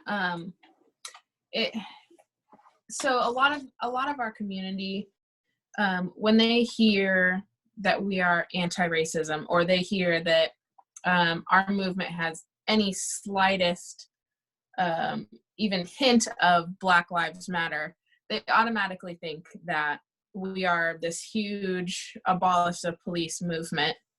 And so it has created this group of counter people that want to show their support, which of course is okay. We have nothing against that because we support the police as well. But I think it has been difficult for us to see the amount of support that those things are getting from the city and from members of the council. Yet it seems like it has been such a struggle to get our movement, then even the name of our movement talked about, or that we are anti-racism or what we're working for. It's just been that we are labeled as the protesters or the peaceful protesters, that there has been this large amount of support for these other groups, yet our name can't even be said in public. Okay, I mean, we're having this conversation, right? So I could only speak on my stuff. You know, I just did a column in the Mountain Times that I do monthly where I go. I don't know if anyone had a chance to read it. Sometimes people read it, sometimes they don't, right? But I do specifically mention the stand-up movement and what you guys are trying to accomplish and peaceful and those kinds of things. Are you talking like about like from our city social media channels on some of that too, like where we're, you know, Yeah. And that we not referenced the stand-up movement no, there has seemed to be a little bit of glorification for the Second Amendment protesters, and yet they couldn't say who we were and what we were actually there to do. We were just the protesters. Okay, Councilor Smallwood. Yeah, hey Tracy, has that been just through various community pages or actually through the city? Through the city. Is that right? That was the very first, like our first protest out there. That was how it was presented from the city after we were finished, that it was all wrapped up and the protesters were gone and thank you for the Second Amendmenters. And so I know that like that where our message is then becoming diluted into something that it's not, or that we're not trying to create. We've been protesting to bring conversations and change, but that's not really what's being talked about. Okay, gotcha. Well, I appreciate the clarity, because I'm sitting here, I was totally confused. I didn't realize that had happened. So thank you, Tracy, for clarifying that, and Lindsay for further clarifying that. I appreciate that. I can't speak to that. I didn't even realize that had happened. So I don't know if anybody else. Well, I think I could speak to, I wasn't part of writing it or anything, but I can speak to what I think was trying to be accomplished. You know, so what you've seen in other communities that surround us is you've seen in other parts of the country, you see counter protests, right, going on back and forth. And when you are in a leadership position in a community, you really feel a lot of responsibility and pulling you from different sides, but you also feel a sense of responsibility to really try to keep the civil peace in your community as well. And trying to manage from a communications level, you know, all the different kind of groups and activities going on is not, I'm not saying it was done correctly. What I'm trying to say is that it's not easy. It's not easy to do.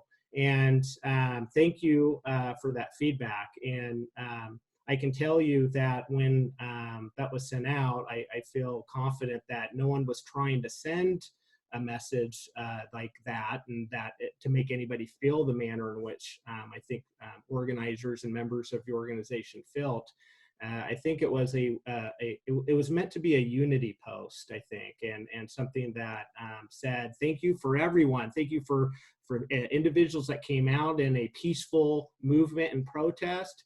And for those of you that, you know, showed up in another way, and honestly, you know, I think the site called it Second Amendment. I think what happened there is we had some neighbors that saw what was some of the more violent activities from outside groups out of the different movements going on, and felt that they were trying to, you know, come out and protect our community against some of that. And so it's just, I mean, this isn't an easy topic, right? And it's not easy stuff going on in our community right now. So I think it was an effort towards unity, but we can do better. We can certainly do better, and we need to listen to that feedback. Councillor Lee. Yes, I just wanted to say that I've protested a number of times in the past, even at WTO and places out of the area. But with the COVID-19 virus situation, as an old vulnerable, I'm not into protests, but if you would let me know other ways I can help, I certainly want to support your movement in every way I can. Thank you. Councillor Hamilton. I just signed me too. But I'm not old and can't be out there. I'm getting older. You know, I do. I kind of want to comment on this as well too, because I think there's unintended consequences when social media posts go out. And I think it's important to recognize, just in this conversation alone, there's a lot of energy behind multiple sides to this conversation. And I think being aware of that and realizing the impact on every party, and particularly with this group as well too, and what that means to the movement, what that means to the work that they're doing, and how it can feel like it's minimizing as well too. And I think just sometimes an open dialogue about what's being posted and really understanding, yes, we all have constituents and they have different opinions, and we don't necessarily have to back ones we don't believe in personally as well too. And sometimes standing up against racism and hate is not a bad thing, right? Yep. Councillor Pietzold. Yeah, I just want to say I'm sorry that that feeling was out there. I was unaware of that feeling, and I apologize for that from not knowing that. And so I don't really think there was any ill will by any member and the person that may have posted it on there for the city on that. So I apologize for that, and we can strive always to do better. So thank you for letting us aware of those feelings out there. Molly. Thank you. Hi, and just to address some of the concerns of people who may not be able to make it to protest because of COVID concerns, the best way to support this movement, whether that be Sandy Stand Up, SAFE, or solely Black Lives Matter in general, the best way is to be vocal. So I think that the question that started this conversation that was mainly calling for city councilors or prominent leadership positions within the city to be vocal about supporting this issue, or what they can do to support this issue. And I really think that's an important part of this to consider, is if you can't make it to a protest, there's many things you can do. When it comes to the school specifically, you can email people who are higher up, you can educate people around you. People aren't limited solely based on whether or not they can attend the physical space. We know a lot of students who may not be allowed to attend protests, but those students are doing their part by educating themselves, educating people around them, being vocal about their support, and most importantly, like signing petitions, sending emails. Our petition that specifically this students advocating for equality has sent out has reached nearly 5,000 signatures by now, and that goes to show that we have lots of support from the community, but perhaps not as many people who can physically make it to spaces. Thank you. Mary, you ready for another? Absolutely. Okay. And if you hear snoring, that's my pug. Okay.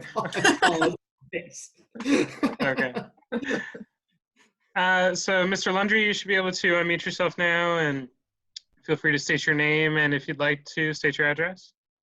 Yeah, my name is Sean Lundry, and I'll email my address to you. Okay. First off, I felt remiss if I didn't talk about Tracy and Lindsay and Allison. They've been amazing to work with. I truly believe in what they're doing. I think that they fully are practicing what they preach, and it's been important. It's an important message, and you guys are great. You guys are great leaders. You need to keep doing what you're doing. All right.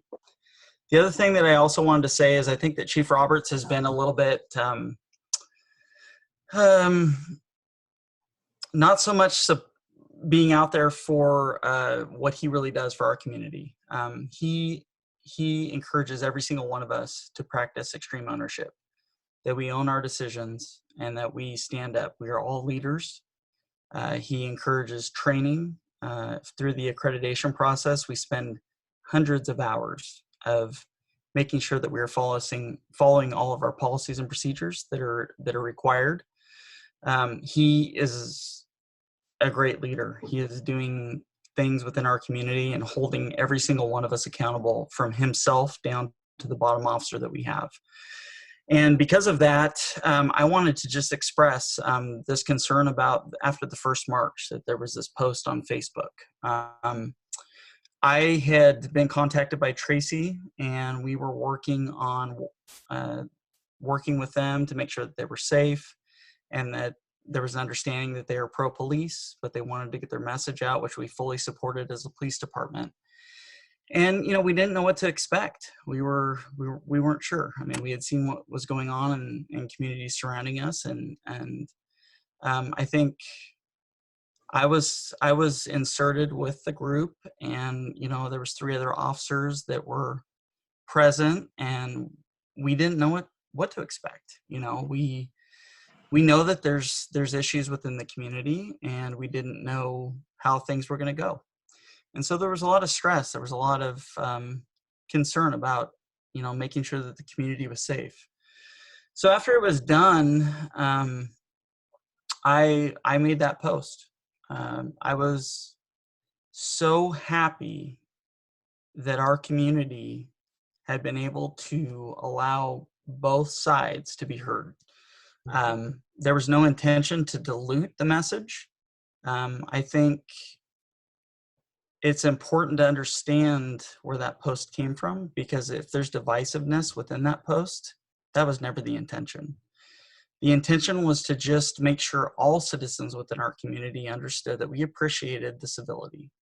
We appreciated the ability to have different points of view, to have everyone represent their side, and there was no one was harmed, no property was damaged, and the message was heard on both sides. I mean, the people honking in support of the Sandy stand-up movement. Disagreements happen. You know, neither side is ever probably fully going to agree, but I think it's important to remember that we need to communicate, and that's what this listening session is about. And all sides shouldn't assume the worst. They should always reach out and talk to each other. Try to, you know, de-escalate any conflicts. Try to make improvements, because every community can improve. But I just wanted to take the opportunity to make sure that everyone understood it was never, that post was never made to harm any side. That post was never made to dilute a message that's incredibly important. It was more to make sure that the entire community understood we can do this. We can do this without violence. We can do this without damaging property. We can have a conversation, and we can make significant changes. So practicing what Chief Roberts preaches, I wanted to step up and say, that was my post. I made that decision, you know, and it was something that was never intended to hurt the movement. You know, it was never intended to create a problem with dialogue that needs to happen. And I just thank you guys. I just really appreciate the opportunity to talk about it, because I think that the air has to be cleared. You know, we can't hold resentments. We can't assume things. And I'm the one that did it. I wrote it, and I wanted to make sure that you guys all understood where it came from, because I'm proud of all of you. You all are leaders. You are doing great things. And it's important to make sure that we talk about this stuff further. And if, you know, I've learned from it, there's always unintended things. I think there's always things that can be taken from the words that we say, depending on, you know, how people feel about those words. And we just have to be making sure that we're talking to each other about this stuff before making assumptions, you know, before just going from where we're looking at it from our perspective. We should also look at the other perspectives. I think that's the whole point of the listening session, right? Is that we connect, and that we make sure that we hear each other, and that we make our community better, because that's ultimately what we're trying to do, every single one of us. So thank you for your time. I know that's probably over 3 minutes, but I felt like I had to say it, because I just didn't want there to be that cloud out there where people were concerned about what that meant, because I didn't mean anything by it other than thank you everyone for being civil. Thank you. Thank you for that. And yeah, thank you for taking that opportunity to be vulnerable and honest about it. And it does help knowing who that post came from, because you have given us the opportunity, Sean, to see your heart in the movement, and to kind of know where you're at. And so it does calm me and give me peace knowing personally who that came from. And yeah, thank you. Thank you. Wow. Further public comment, Jeff, with maybe priority to those who have not had an opportunity to be heard yet this evening.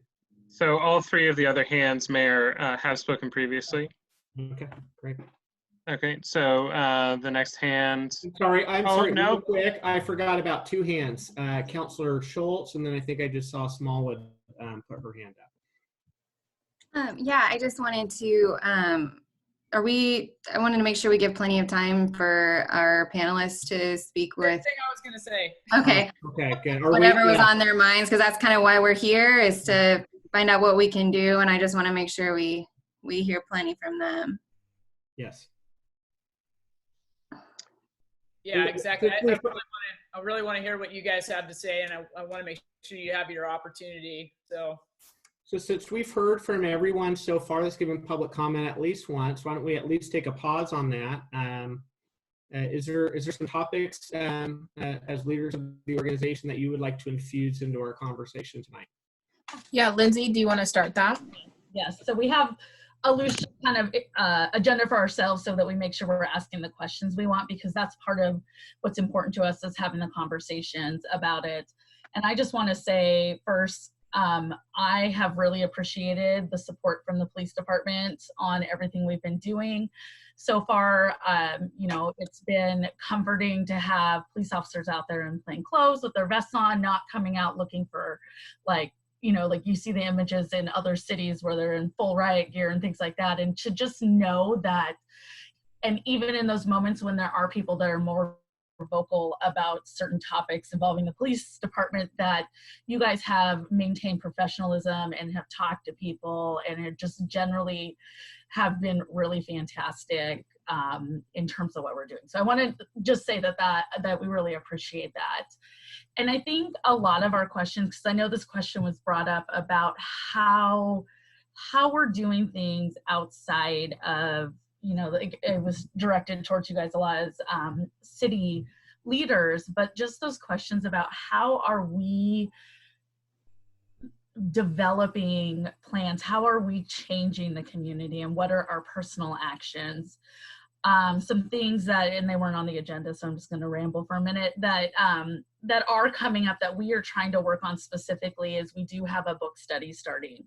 So we want to start, you know, as a community, having even just common language about how we're talking about things and really working on perception. So we have quite a few people interested in that. I actually just got off the phone a couple of hours ago with somebody who we're hopefully bringing in for a session to talk about how to talk to people about racism and stuff. So we are trying to do things. I know that the COVID-friendly discussions about racism.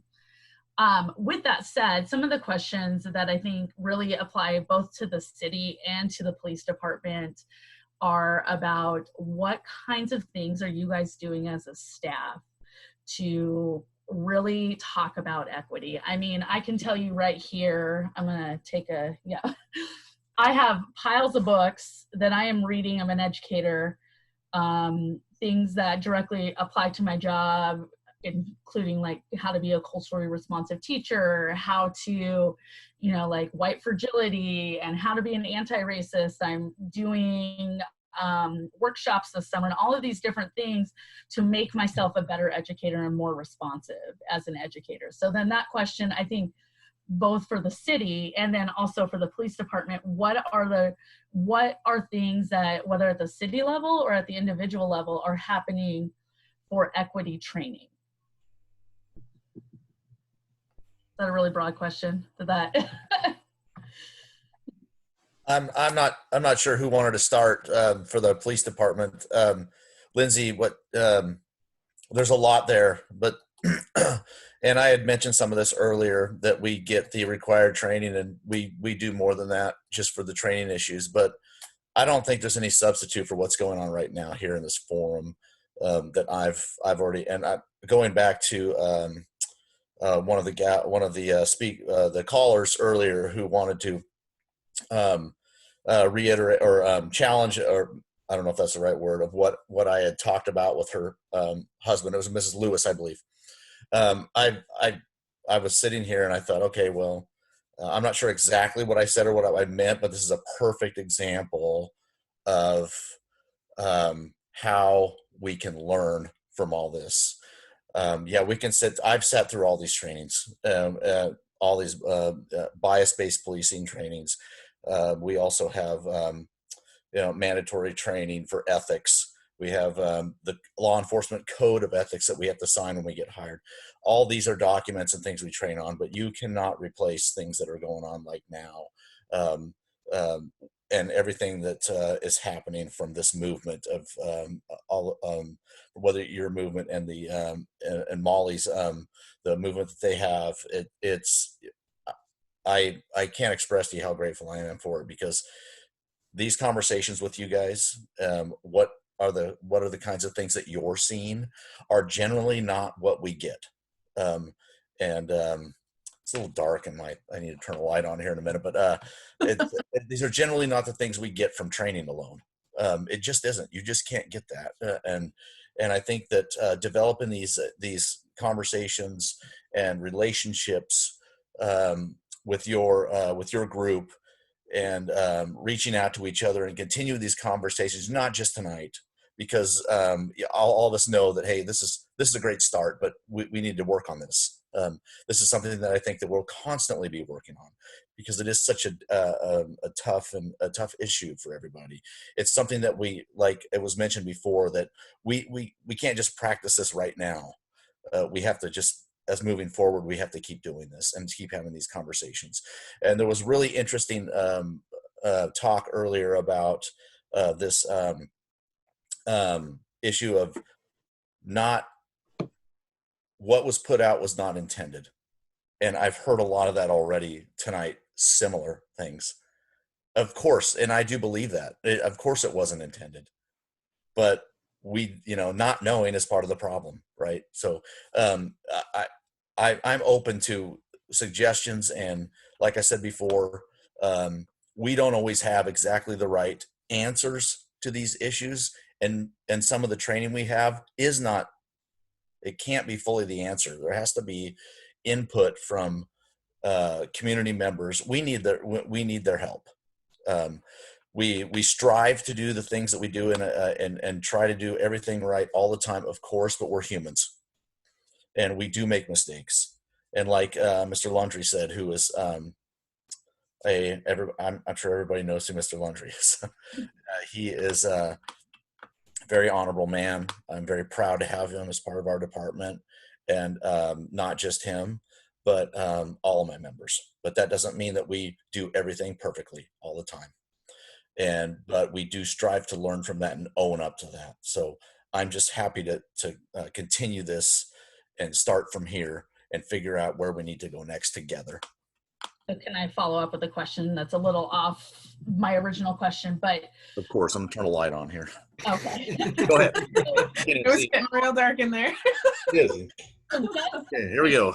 Department, and I don't, like, this are policies, right? So the question is, do you guys track, as a department, track data on police activity? And if so, like, are you looking at demographics? Are you looking at, like, who you're pulling over, who you're arresting, and who's doing what in terms of for accountability purposes, right? Yeah. And then if so, like, is that information available? Who's keeping you accountable on a larger level than just the police, the internal police department? Yeah, this is a great question, Lindsay, and I'm hoping this was on a topic on your other some of the other members that we have here that we're also interested in this.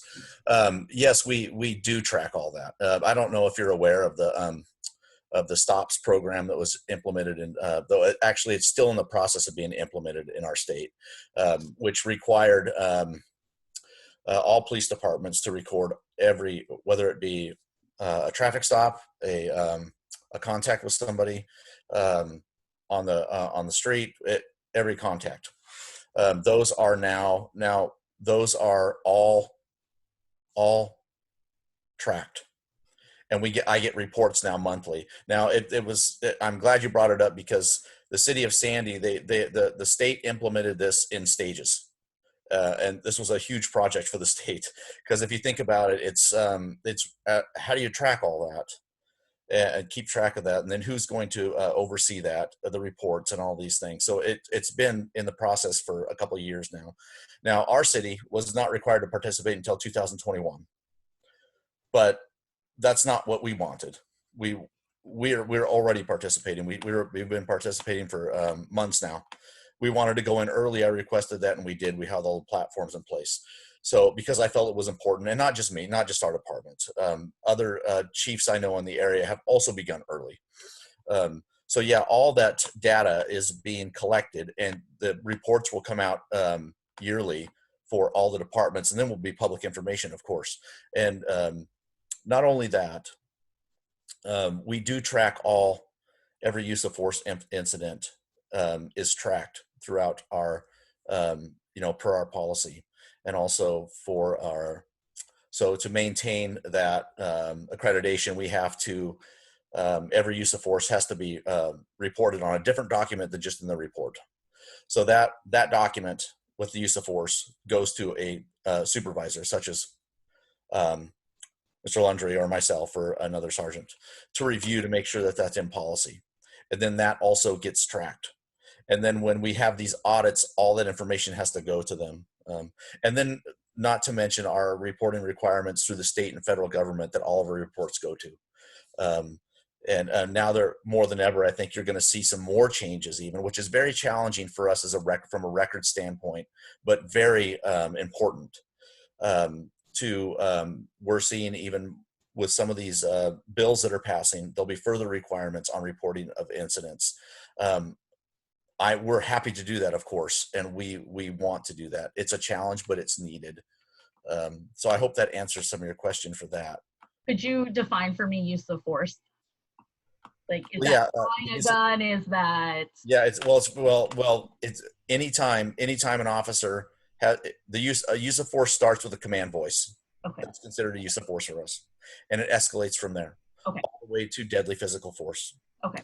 So, but even a loud voice can be considered a use of force for us. Okay. Now, a voice is not required documented on that form I was telling you about.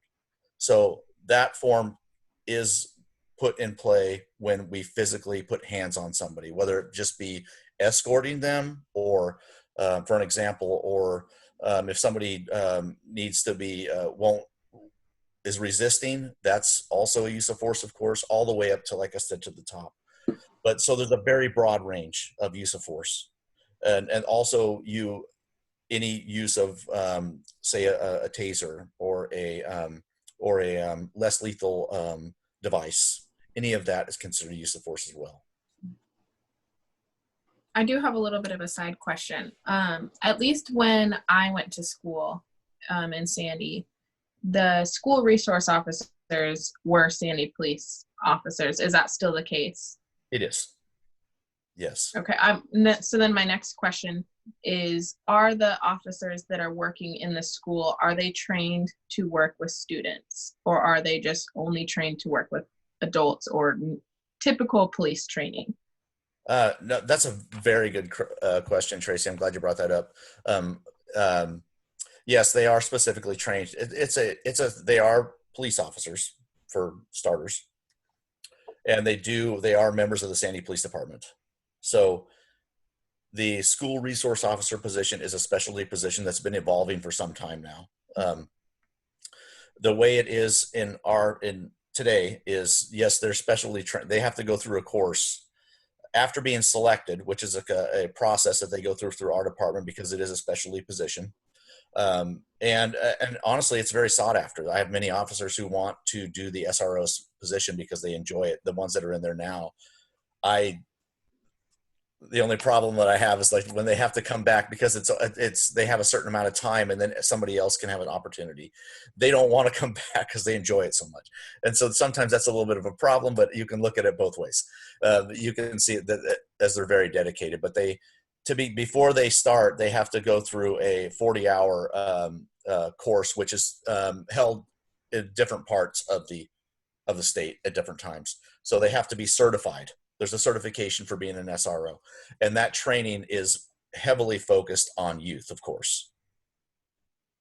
Okay. Thank you. And also, I may add that if it's pretty accessible to find out, you know, what's in that. If you can do that on if you'd like to find out what those sessions are and what they focus their training on. But it is heavily youth involved. Yeah. Okay. Thank you. So I guess back to the original question beyond the police department, how is equity training being implemented with city staff, and how is it, I guess, even as a council? Jordan, yeah. Yeah, so, you know, we honestly have a lot of work to do. And I think, you know, having this group convene and give us input and, you know, help us start this journey, you know, there's no better time than now.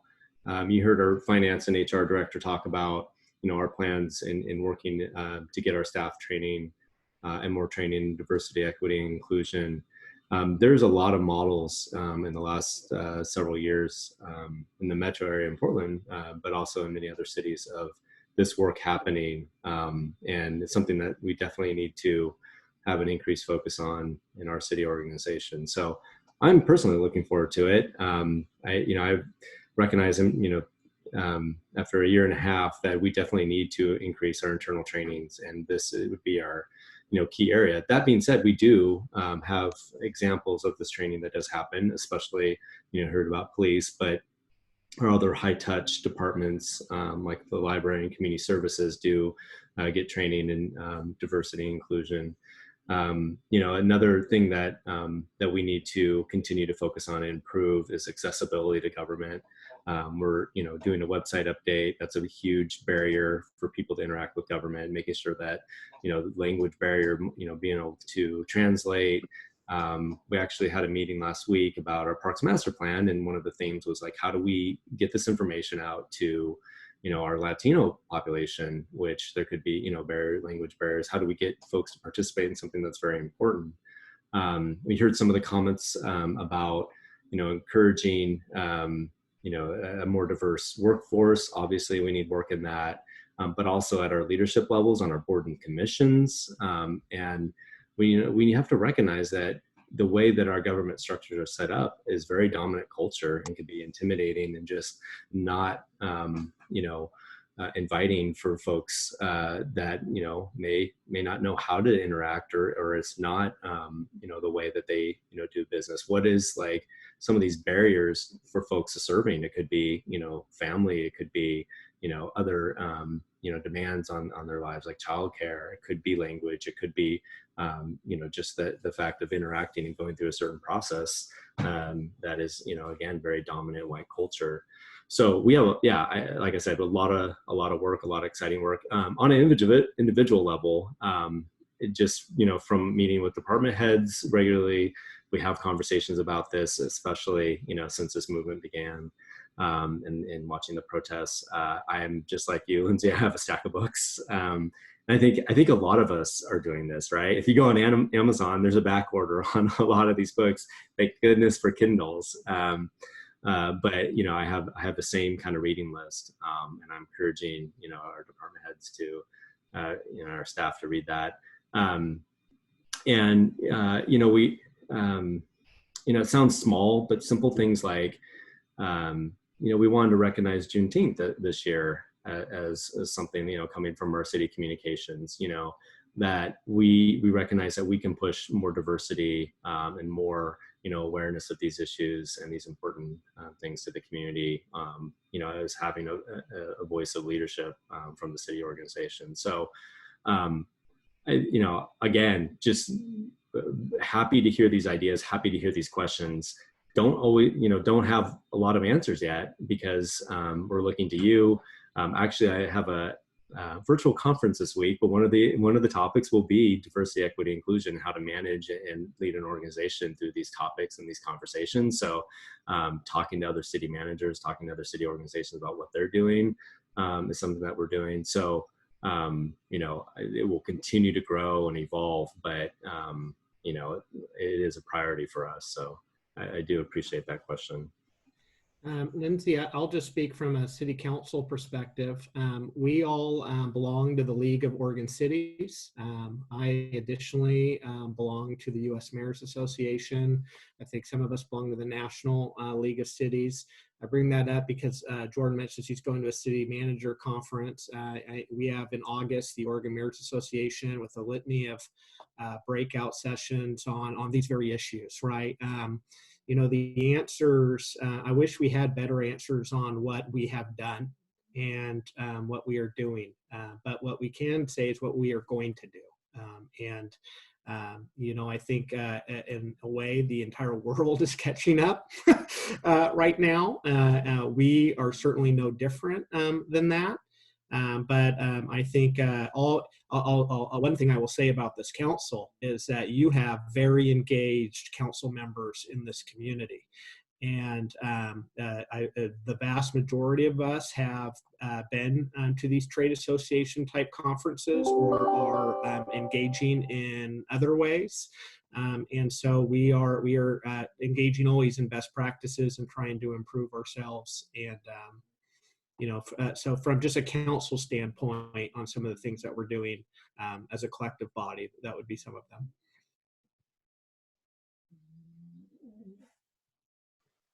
Additional issues, thanks. It's sometimes difficult to lead a listening session because you never want to say you're done listening, you know. But I do, but I do want to, you know, be here to listen and have conversations. So if there's additional items, Councilor Hamlin. I just wonder, just to that last point, if we could provide a bit more structure to what we're doing as a council, whether it's through unified reading or training, whether that's outside of the organization coming in, that as leaders in our community, we'd have that opportunity to come together and collaborate and learn together as well too, and understand that some of these systems of oppression, racism and bias are hundreds of years old, and they're not going to fall apart in one night of conversation. And it's going to take some time, and to show our commitment to having things be different and carry this conversation to action as well too. So maybe if, as a council, if we could work through Jordan and potentially identifying some opportunities. I mean, I'm schooled in this fairly well and know folks for trainings and books and whatnot. So I'm happy to provide resources as well too. But to just not have the dialogue end tonight and have us have that opportunity to grow as a council and grow with our community as well too. I'd appreciate that. Totally. I'm totally in on that. Councilor Exner and then Peetzold. Yeah, you're right on, Mayor, about us all being involved in other parts of this community and outside. I was just thinking as John was talking, I personally involved in a couple of watershed councils that deal with land all around surrounding Sandy, and each of those watershed councils have equity and justice and diversity objectives, goals, plans, and strategies. And I'm wondering if maybe those of us who do have those kind of connections can put some of that together, and we might be able to make a force that is bigger than just the city of Sandy. And I know, for example, John is part of the Mount Hood Community College. I know they've got some strong plans themselves, and I know the story continues to go larger. Maybe we can incorporate some of those in some of the things that we do here in Sandy as well. I agree. Thank you for that. Councilor Peetzold. Yeah, I just wanted to say on some of the other activities is one of the ones that my unique talent is internet. And internet is one of those things that is a privilege for a lot of people. And there's a lot of people around the nation that don't have that. And so, you know, it's kind of a geeky thing, but that is something I was gifted with. And so in bringing it here in Sandy and across the nation, you know, we have a digital equity issue. And that really falls along lines around color, around different race and social economics, other things like that. And if you did not have that, you would not have a voice in a lot of ways that people do today that really is far reaching. Whether we like the voice that's coming out of it, or maybe it's opposing to what we believe in, it's still a voice that we all get to participate in. And so, those are some of the ways. I also work in the education field for all the schools in Clackamas County. And I run the internet connectivity for all the schools in that aspect of things. And so one of those things we are talking about is that type of thing for all students. And it really showed how that is really affected. And we think, Sandy, be honest, I don't know if you know this, we have the fastest internet in the country inside city limits, right outside city limits. And then the other thing is, can people afford it? And so I can already tell on some of you guys in here, you don't live inside the city limits and have our fiber. But, and it's because your screens keep popping out on me. Drive me crazy. Anyway, but the point is there is a huge digital equity issue when it comes to that. And we saw that with COVID, really ramped that up, right? And so we have that. And it's followed a lot of lines across the nation. We don't see it here in Sandy as much as we went to everybody. There was a discussion, should we go to this side of the city and start there and then wait 2 years? We said, no, we're going to do the entire city limits, but just outside the city limits, or where people still may not be able to afford it. But it's followed some very racial lines, especially across the country. And so I've asking examples of that. And we are trying to identify across Clackamas County as well, and doing that, as well as the city of Sandy is working outside of our city limits to broaden that for people there. But one of the things in my position of where I do work, just a lot like John, I went to Western Oregon University. When I grew up in Sandy, a lot of these things in our history books and these things, I did not know about some of the discrimination that went on. I just, naive maybe, it wasn't in my, I just didn't know these things. And I'm sad to say, I've traveled the world, I've gone all over the United States and seen a lot of things, but it wasn't until later in life when I started realizing, hey, these things are different across the country as well. Even when I went to Western Oregon, I was an RA, a hall director, very inclusive and studied in these things. But it wasn't until a couple of years ago that I really heard about redlining in real estate and with that. And so I've been on planning commission. How did that affect, maybe not as much in Sandy, but in other communities, but how is it still there? And so I know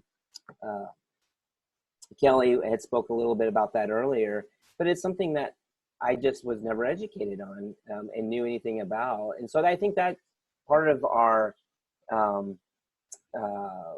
bubbles that we can live in our areas. And so maybe those history books in high school that we talked about, changing that would help out quite a bit. It's been a long time since I went to high school. It's been almost 30 years.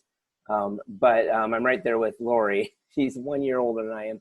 But the same thing. I don't know how much has changed because I haven't heard or read a recent history book.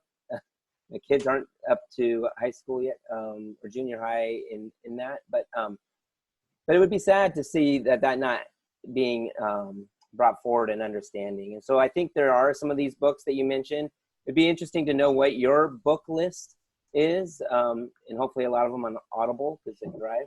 But consider sharing it. Consider sharing it. We'll send it around council. Consider sharing the list with. But then there's some of the YouTube videos that have brought past history of some of the CBS type shows and others that have brought this out in the past. That if you aren't watching TV or following that you would never know about. And that's how I've learned some of these things, from just the awareness that has been instituted in more recent years at where I work at Clackamas ESD. And they've done an amazing job of bringing that forward into the leadership, which I'm part of, as well as the whole staff there. So pretty proud of them. I know John, and working at the community college, has gone through and has those type of trainings as well and done that. But sharing that so that we can be kind of on the same page. So we are also knowing you know, what each other are feeling, and like, you know, having a book club or those type of things that are similar in that. Not that I have a lot of time to be diving into 10,000 books. I'm on the council, and council does take a bit of time, but I do enjoy educating myself and knowing that, especially recently in some of these other aspects of just housing and how that was affected was really disturbing to me. But just in all that I didn't know from growing up, and I thought I knew a lot about American history, I just didn't know. Just to add on to that, there's a lot of really short articles that are helpful in understanding the history, particularly in Oregon. I mean, even just a quick internet search, I mean, this was known as a white utopia for a very, very long time. And even the Oregon Territory in the 1800s, which encompassed 5 current states, did not allow blacks to own homes in this area. And if they populated the area, they were to be whipped twice a year until they left. I mean, that's a piece of our history that may not be part of our Constitution and our bylaws as a council or city, but that's a history that carries scars for a very, very long time. And so I think to be aware of what we were originally founded on as a state, and understand that none of us were there for it. Like, that's the obvious piece. None of us, even the people who've been oppressed by that history, none of us were there for it, but we own today, and we own the change of today, and we own the problems of the past and the solutions of the future. And so I think there's a lot of opportunity for us to learn about that history, learn about the impacts that our privilege a lot of the time doesn't let us see or experience as well too. I'm happy to share some shorter articles as well to kind of speak to some of that history, so everybody has a real clear picture. Even the not so recent history, even in the Oregon Constitution, early 2000s, there's still racism listed throughout that Constitution that's just been removed in the last 20 years. So it's still recent. There's nearby states as well too, where even up to 1981, blacks weren't allowed outside after dark.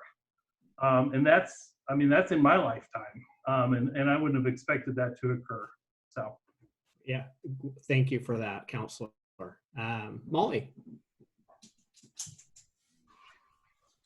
Yeah, just to further stress this point, we believe that this aspect of education is considerably lacking in our public schools, especially in Sandy High School. And our mission as the students advocating for equality is to improve this specific avenue of education, whether that be, as my campaign chair mentioned, through advisory or through mandatory classes or electives or anything such as that. But when we asked at our recent protests that involved the student body, if anyone had heard the term Juneteenth in their classes, nobody raised their hand. It's clear that even us currently as adults, but also currently as students, are simply falling short in this area of education. And it shouldn't be up to specific students to have to research these things to understand they happened, because that should be a part of our current curriculum, which is what we ask for support in pushing upon, not only just Oregon Trail School District curriculum, but also upon all public school Oregon curriculum as well. Thank you, Molly. Really appreciate that. Counselor Smollett. Yeah, this is for Molly and Jake.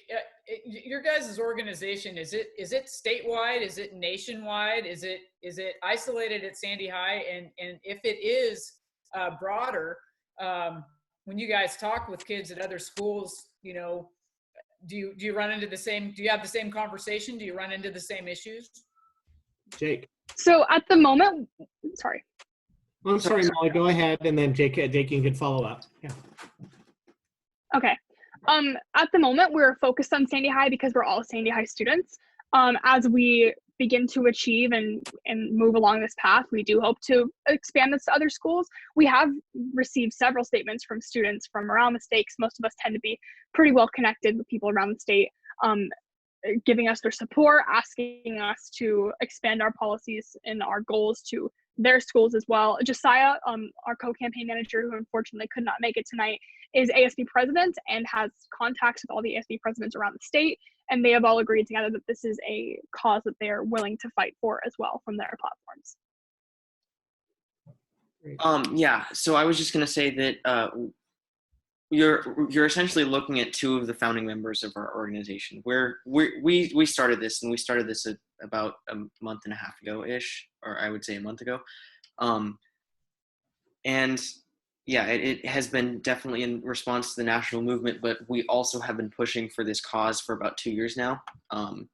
And really, it's been about being patient until we have the national movement behind us to back us, to get the entire community, the entire school student body to actually pay attention for once. It's been a lot of patience. But Molly and I, through speech and debate, have a lot of contacts to schools around the state. Before I ran for my ASB position, I actually talked to a diversity officer from another school about the position with the hope of creating the role at our school. So this really has had a lot of work outside the organization put in before the organization was even founded, which has really set us up for some good. Thank you. Awesome, you guys. Thank you. One thing I wanted to bring up, and it's a challenge to both our city as well as people, attendees, panelists, everyone, and that is, as a city, we need to get better at communicating access into our city government, our different committees and our boards, and all those, and ways to get involved and to invoke change. And then I'm going to read a quote, and then I'm going to follow it up with a challenge to the people on this call. And the quote comes from the farewell address from President Obama. And it says, ultimately, that's what our democracy demands. It needs you, not just when there's an election, not just when your own narrow interest is at stake, but over the full span of a lifetime. If you're tired of arguing with strangers on the internet, try to talk with one in real life. If something needs fixing, lace up your shoes and do some organizing. I think of you there, Tracy. If you're disappointed by your elected officials, grab a clipboard, get some signatures, and run for office yourself. Show up, dive in, persevere. And it's funny. I disagree with President Obama on a variety of things. I've always had a tremendous amount of respect for him, and I say it's funny because of the disagreements. It was that speech and that quote that really inspired me. That was, as he was starting to exit, I was starting to kind of rear my head and look at running for city government, because I wasn't liking a lot of the things that I was seeing at that time. So that's my challenge. Is we had our mine and Jordan's conversation with some of the organizers that are panelists tonight. A variety of topics came up, from what is our library services doing? Our library has an advisory committee. What are some of our planning policies and redlining, all those different kinds of things, but what are some of our planning things that we can do? We have a planning commission. Transit, transportation is huge on all these issues. Jeremy mentioned access to the internet. Every day, different facets of our city government is intertwining with different members of our community's lives, and we need you. We're all, no, you're not going to get rich on it. None of us are paid. The mayor's not paid. City councilors aren't paid. The committee members are. When you see my interactions with you on social media, I'm taking time away from my family and quiet, from my work sometimes. Those are, this is, sometimes it is a thankless job for all of us, but where it really is rewarding is that, and I've worked in the legislature and at the federal level, you can't see the difference that you make at those levels. You talk about it, you vote, you hope you're making a difference. At the city level, here at the local level, you can see it, you can feel it, and it's rewarding. It's incredibly rewarding. So my challenge to everyone here is, and we'll advertise those spots. We'll try to get better. Tell us if you're not seeing them in certain places that they should be, but get involved. We want you involved, and we'd really appreciate it. Councilor Peetzold. Yeah, I just want to follow up because what you said there, Stan. and just a little bit about my history. And thank you for being involved, because this is being involved, right? But actually, there's other ways to get involved as well, and our city needs that. In 2002, 2003, I started, but I got a letter in the mail about something that was going to happen around my house, and I was like, I could send a letter, or I could go down and complain there, or I could try to make a difference. And that's what I think you guys are trying to do.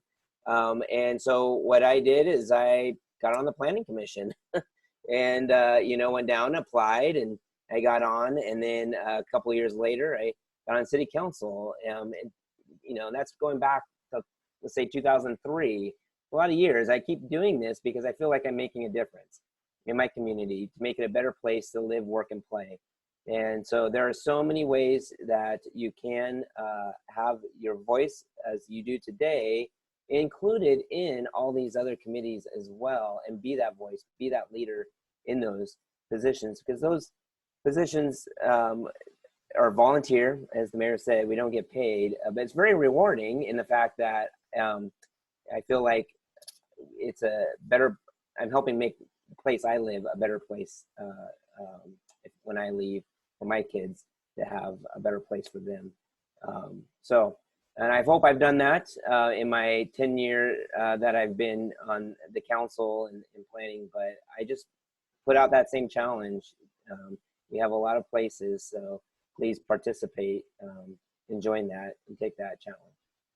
Yeah, I think a step that we as a movement need to be adamant about taking is finding out those positions that are open all the time, and finding those committees that we can get people on, and letting people know about that, because I think it is a thing that we just don't make ourselves aware of.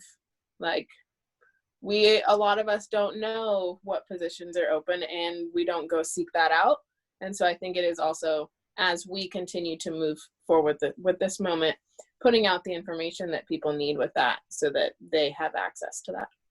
And I want to say one extra thing. I'll jump in, and you can always send something to the recorder. I think he's trying to say he has all the positions out there available.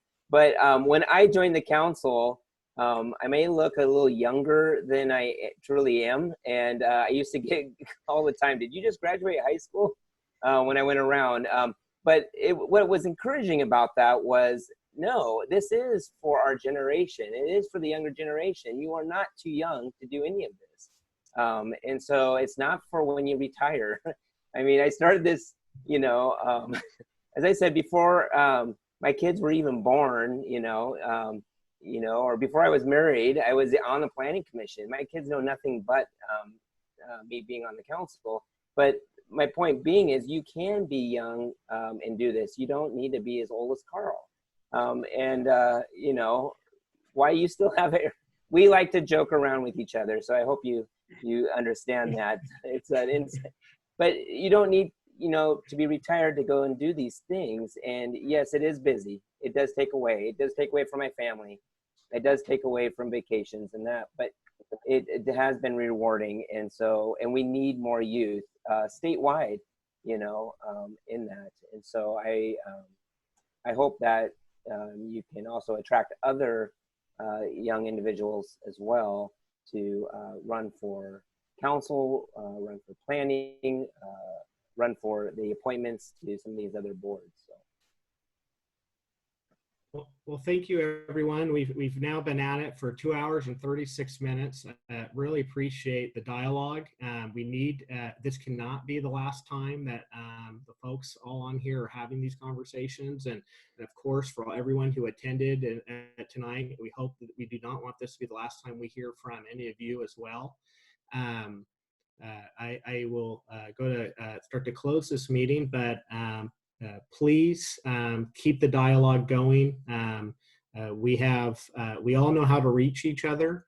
We'd like to get the reading list, that we talked about. Our council is very interested in that. Definitely want to hear, if you're not hearing that we're vocal in the community, do reach out to us. there's a variety, and if you wanna tag us and blast us on social media, that's fine too. But you can email us and call us as well and let us know that we should be doing certain things. Additionally, just thank you. Thank you for your involvement. Thank you for not just letting this movement pass without having a dialogue in our community and forcing the issue. And thank you for rolling up your sleeves and getting involved. Tracy, I have not had to get involved in as controversial as an issue as you've gotten yourself involved in here. But as someone who's talked about a lot in this community, I feel like I can understand a little bit of what you've gone through in this over the last couple of weeks or months. And I know it's not easy. And I know that you got family, and I know that you get emails and different things, and do not give up. Work is worth it. You have to, whether everyone believes what you believe or not, we will live in a wonderful country that provides us with the opportunities to speak out and organize. And if we don't like what's currently going on in our country, guess what? We're able to change it. And thank you for your involvement in doing that. And if you need, if you need support, I see some of the things that you post. I feel the fear sometimes, when you post it. Don't hesitate to reach out to any of us on that. And we're here. We're here for you guys. So thank you. Thank you everybody for this. Can I ask one more quick question? Yeah, absolutely. Sorry. Because we had discussed it, I think Stan and Jordan, right? Is the city going to put out an official stance and or put it in, if it's not already in the code of conduct, something that's visible to community members? And if so, when could we expect to see something like that? An official stance, are you talking on a statement or a stance on what exactly, Lindsay? Well, like a statement against racism, I guess. Oh, sure. Yeah, so sure, I've done my own personal statement as mayor, but you're right, we've not issued a statement as a council yet.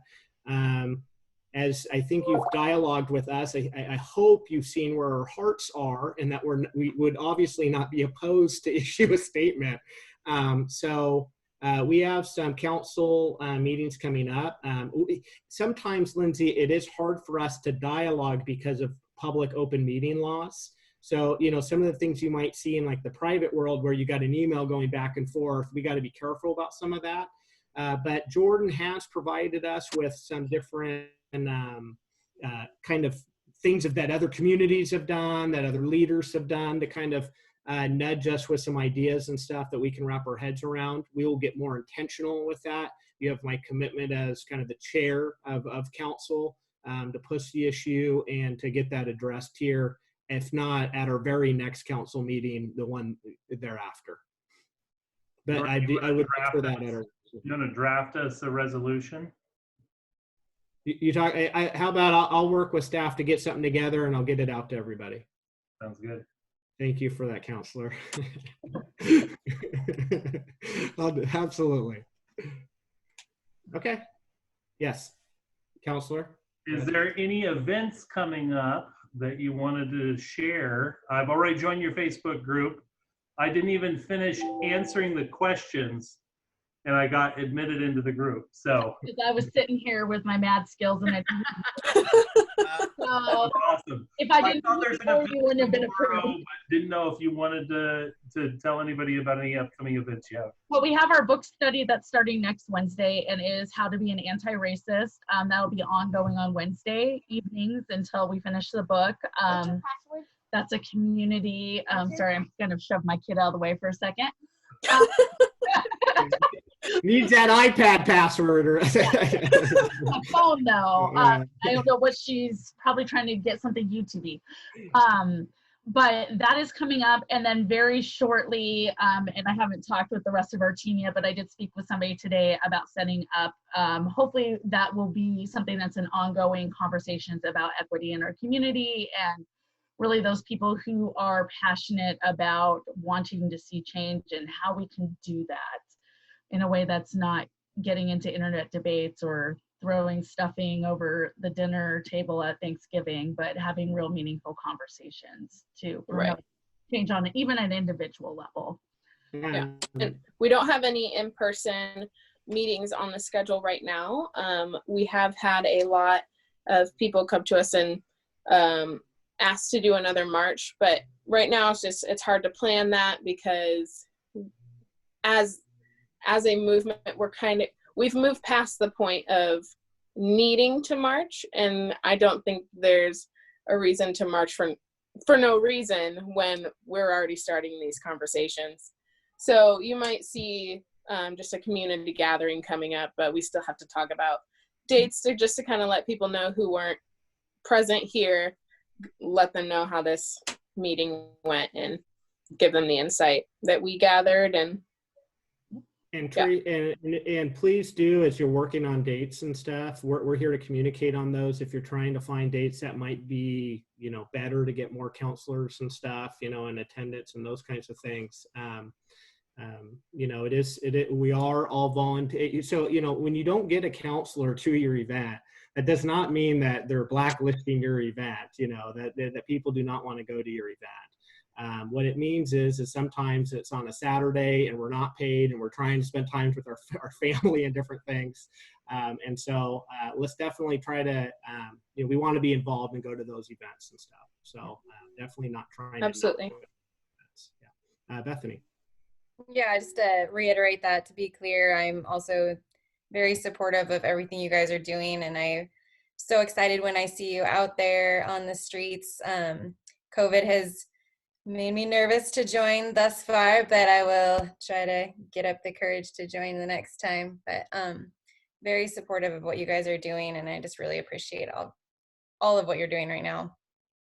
And I think to put in the plug again for what's happening with the school district, if writing letters, emails to the school board about what we would like to see, because this is, the school district is its own entity, but we are all part of a larger community and really want to see this change happen across the Oregon Trail School District, honestly. Yeah. Would you mind emailing me or us just more specifically what you're wanting to do there at the school district level, and we can do what we can to help? Are you taking notes down there? Is that what that, it looks like he's writing something down, so. Marie's frozen. Yeah, happy to help however I can. Okay. Lori, go ahead. Yeah, just real quick. I really appreciate you guys, wanting to sit down and have this conversation. It's been a pleasure to talk with you guys. I realize this is just kind of the beginning. And I hope I just wanted to touch kind of on what Jordan said earlier about it kind of being intimidating to sit down in this format with council. I hope you didn't feel that way at all. Even though I get that it can be a little bit overwhelming, but thank you so much, you guys, all of you, for coming and talking to us, and pleasure to meet all of you. And I thank you for wanting to, as a council and city. I know it's hard to get to add another meeting to the list, but it is important to see that the city is behind what we're trying to accomplish. Yeah, it's been great. I do want to say that Sandy's not the worst that there is. We've seen worse, so there's some hope. We will be back out in Estacada soon, and I do like the fact that Sandy is a more peaceful environment in that area. But thank you guys on the serious side. Thank you guys for meeting with us and being open to hearing and really conflict resolving here. Thank you. We'll strive to do our best, and we know we can do better, and we'll keep trying to. So thank you, everybody, and have a nice evening. And I'm sorry, Molly. Real quick. Well, hold on. I'm going to let Molly's been so awesome. Let's give Molly the last word on the evening. Thank you very much. To build a little bit off of what was stated earlier, the thing that we would urge viewers or people who support these movements to do is to email people, not only in the school district, but in the city council, to bring forward what you have to say, to bring that to people who are organizing movements like Tracy or I, or any of our campaign staff as well. We are in the works of organizing another protest that was for not only students, but for family members, friends, community members, people from high schools around the state, whoever feels that they want the opportunity to talk, to stand up for their schools themselves. But I would like to thank you guys for giving youth an opportunity. We don't often feel heard from our legislators or even at a local level. And it's really refreshing to not only the people who are directly involved in this movement, but the people who support us as well and the youth to be heard. So thank you very much for that. Thank you. All right. Thank you, everybody. Have a wonderful evening. Thank you. Bye. Thank you.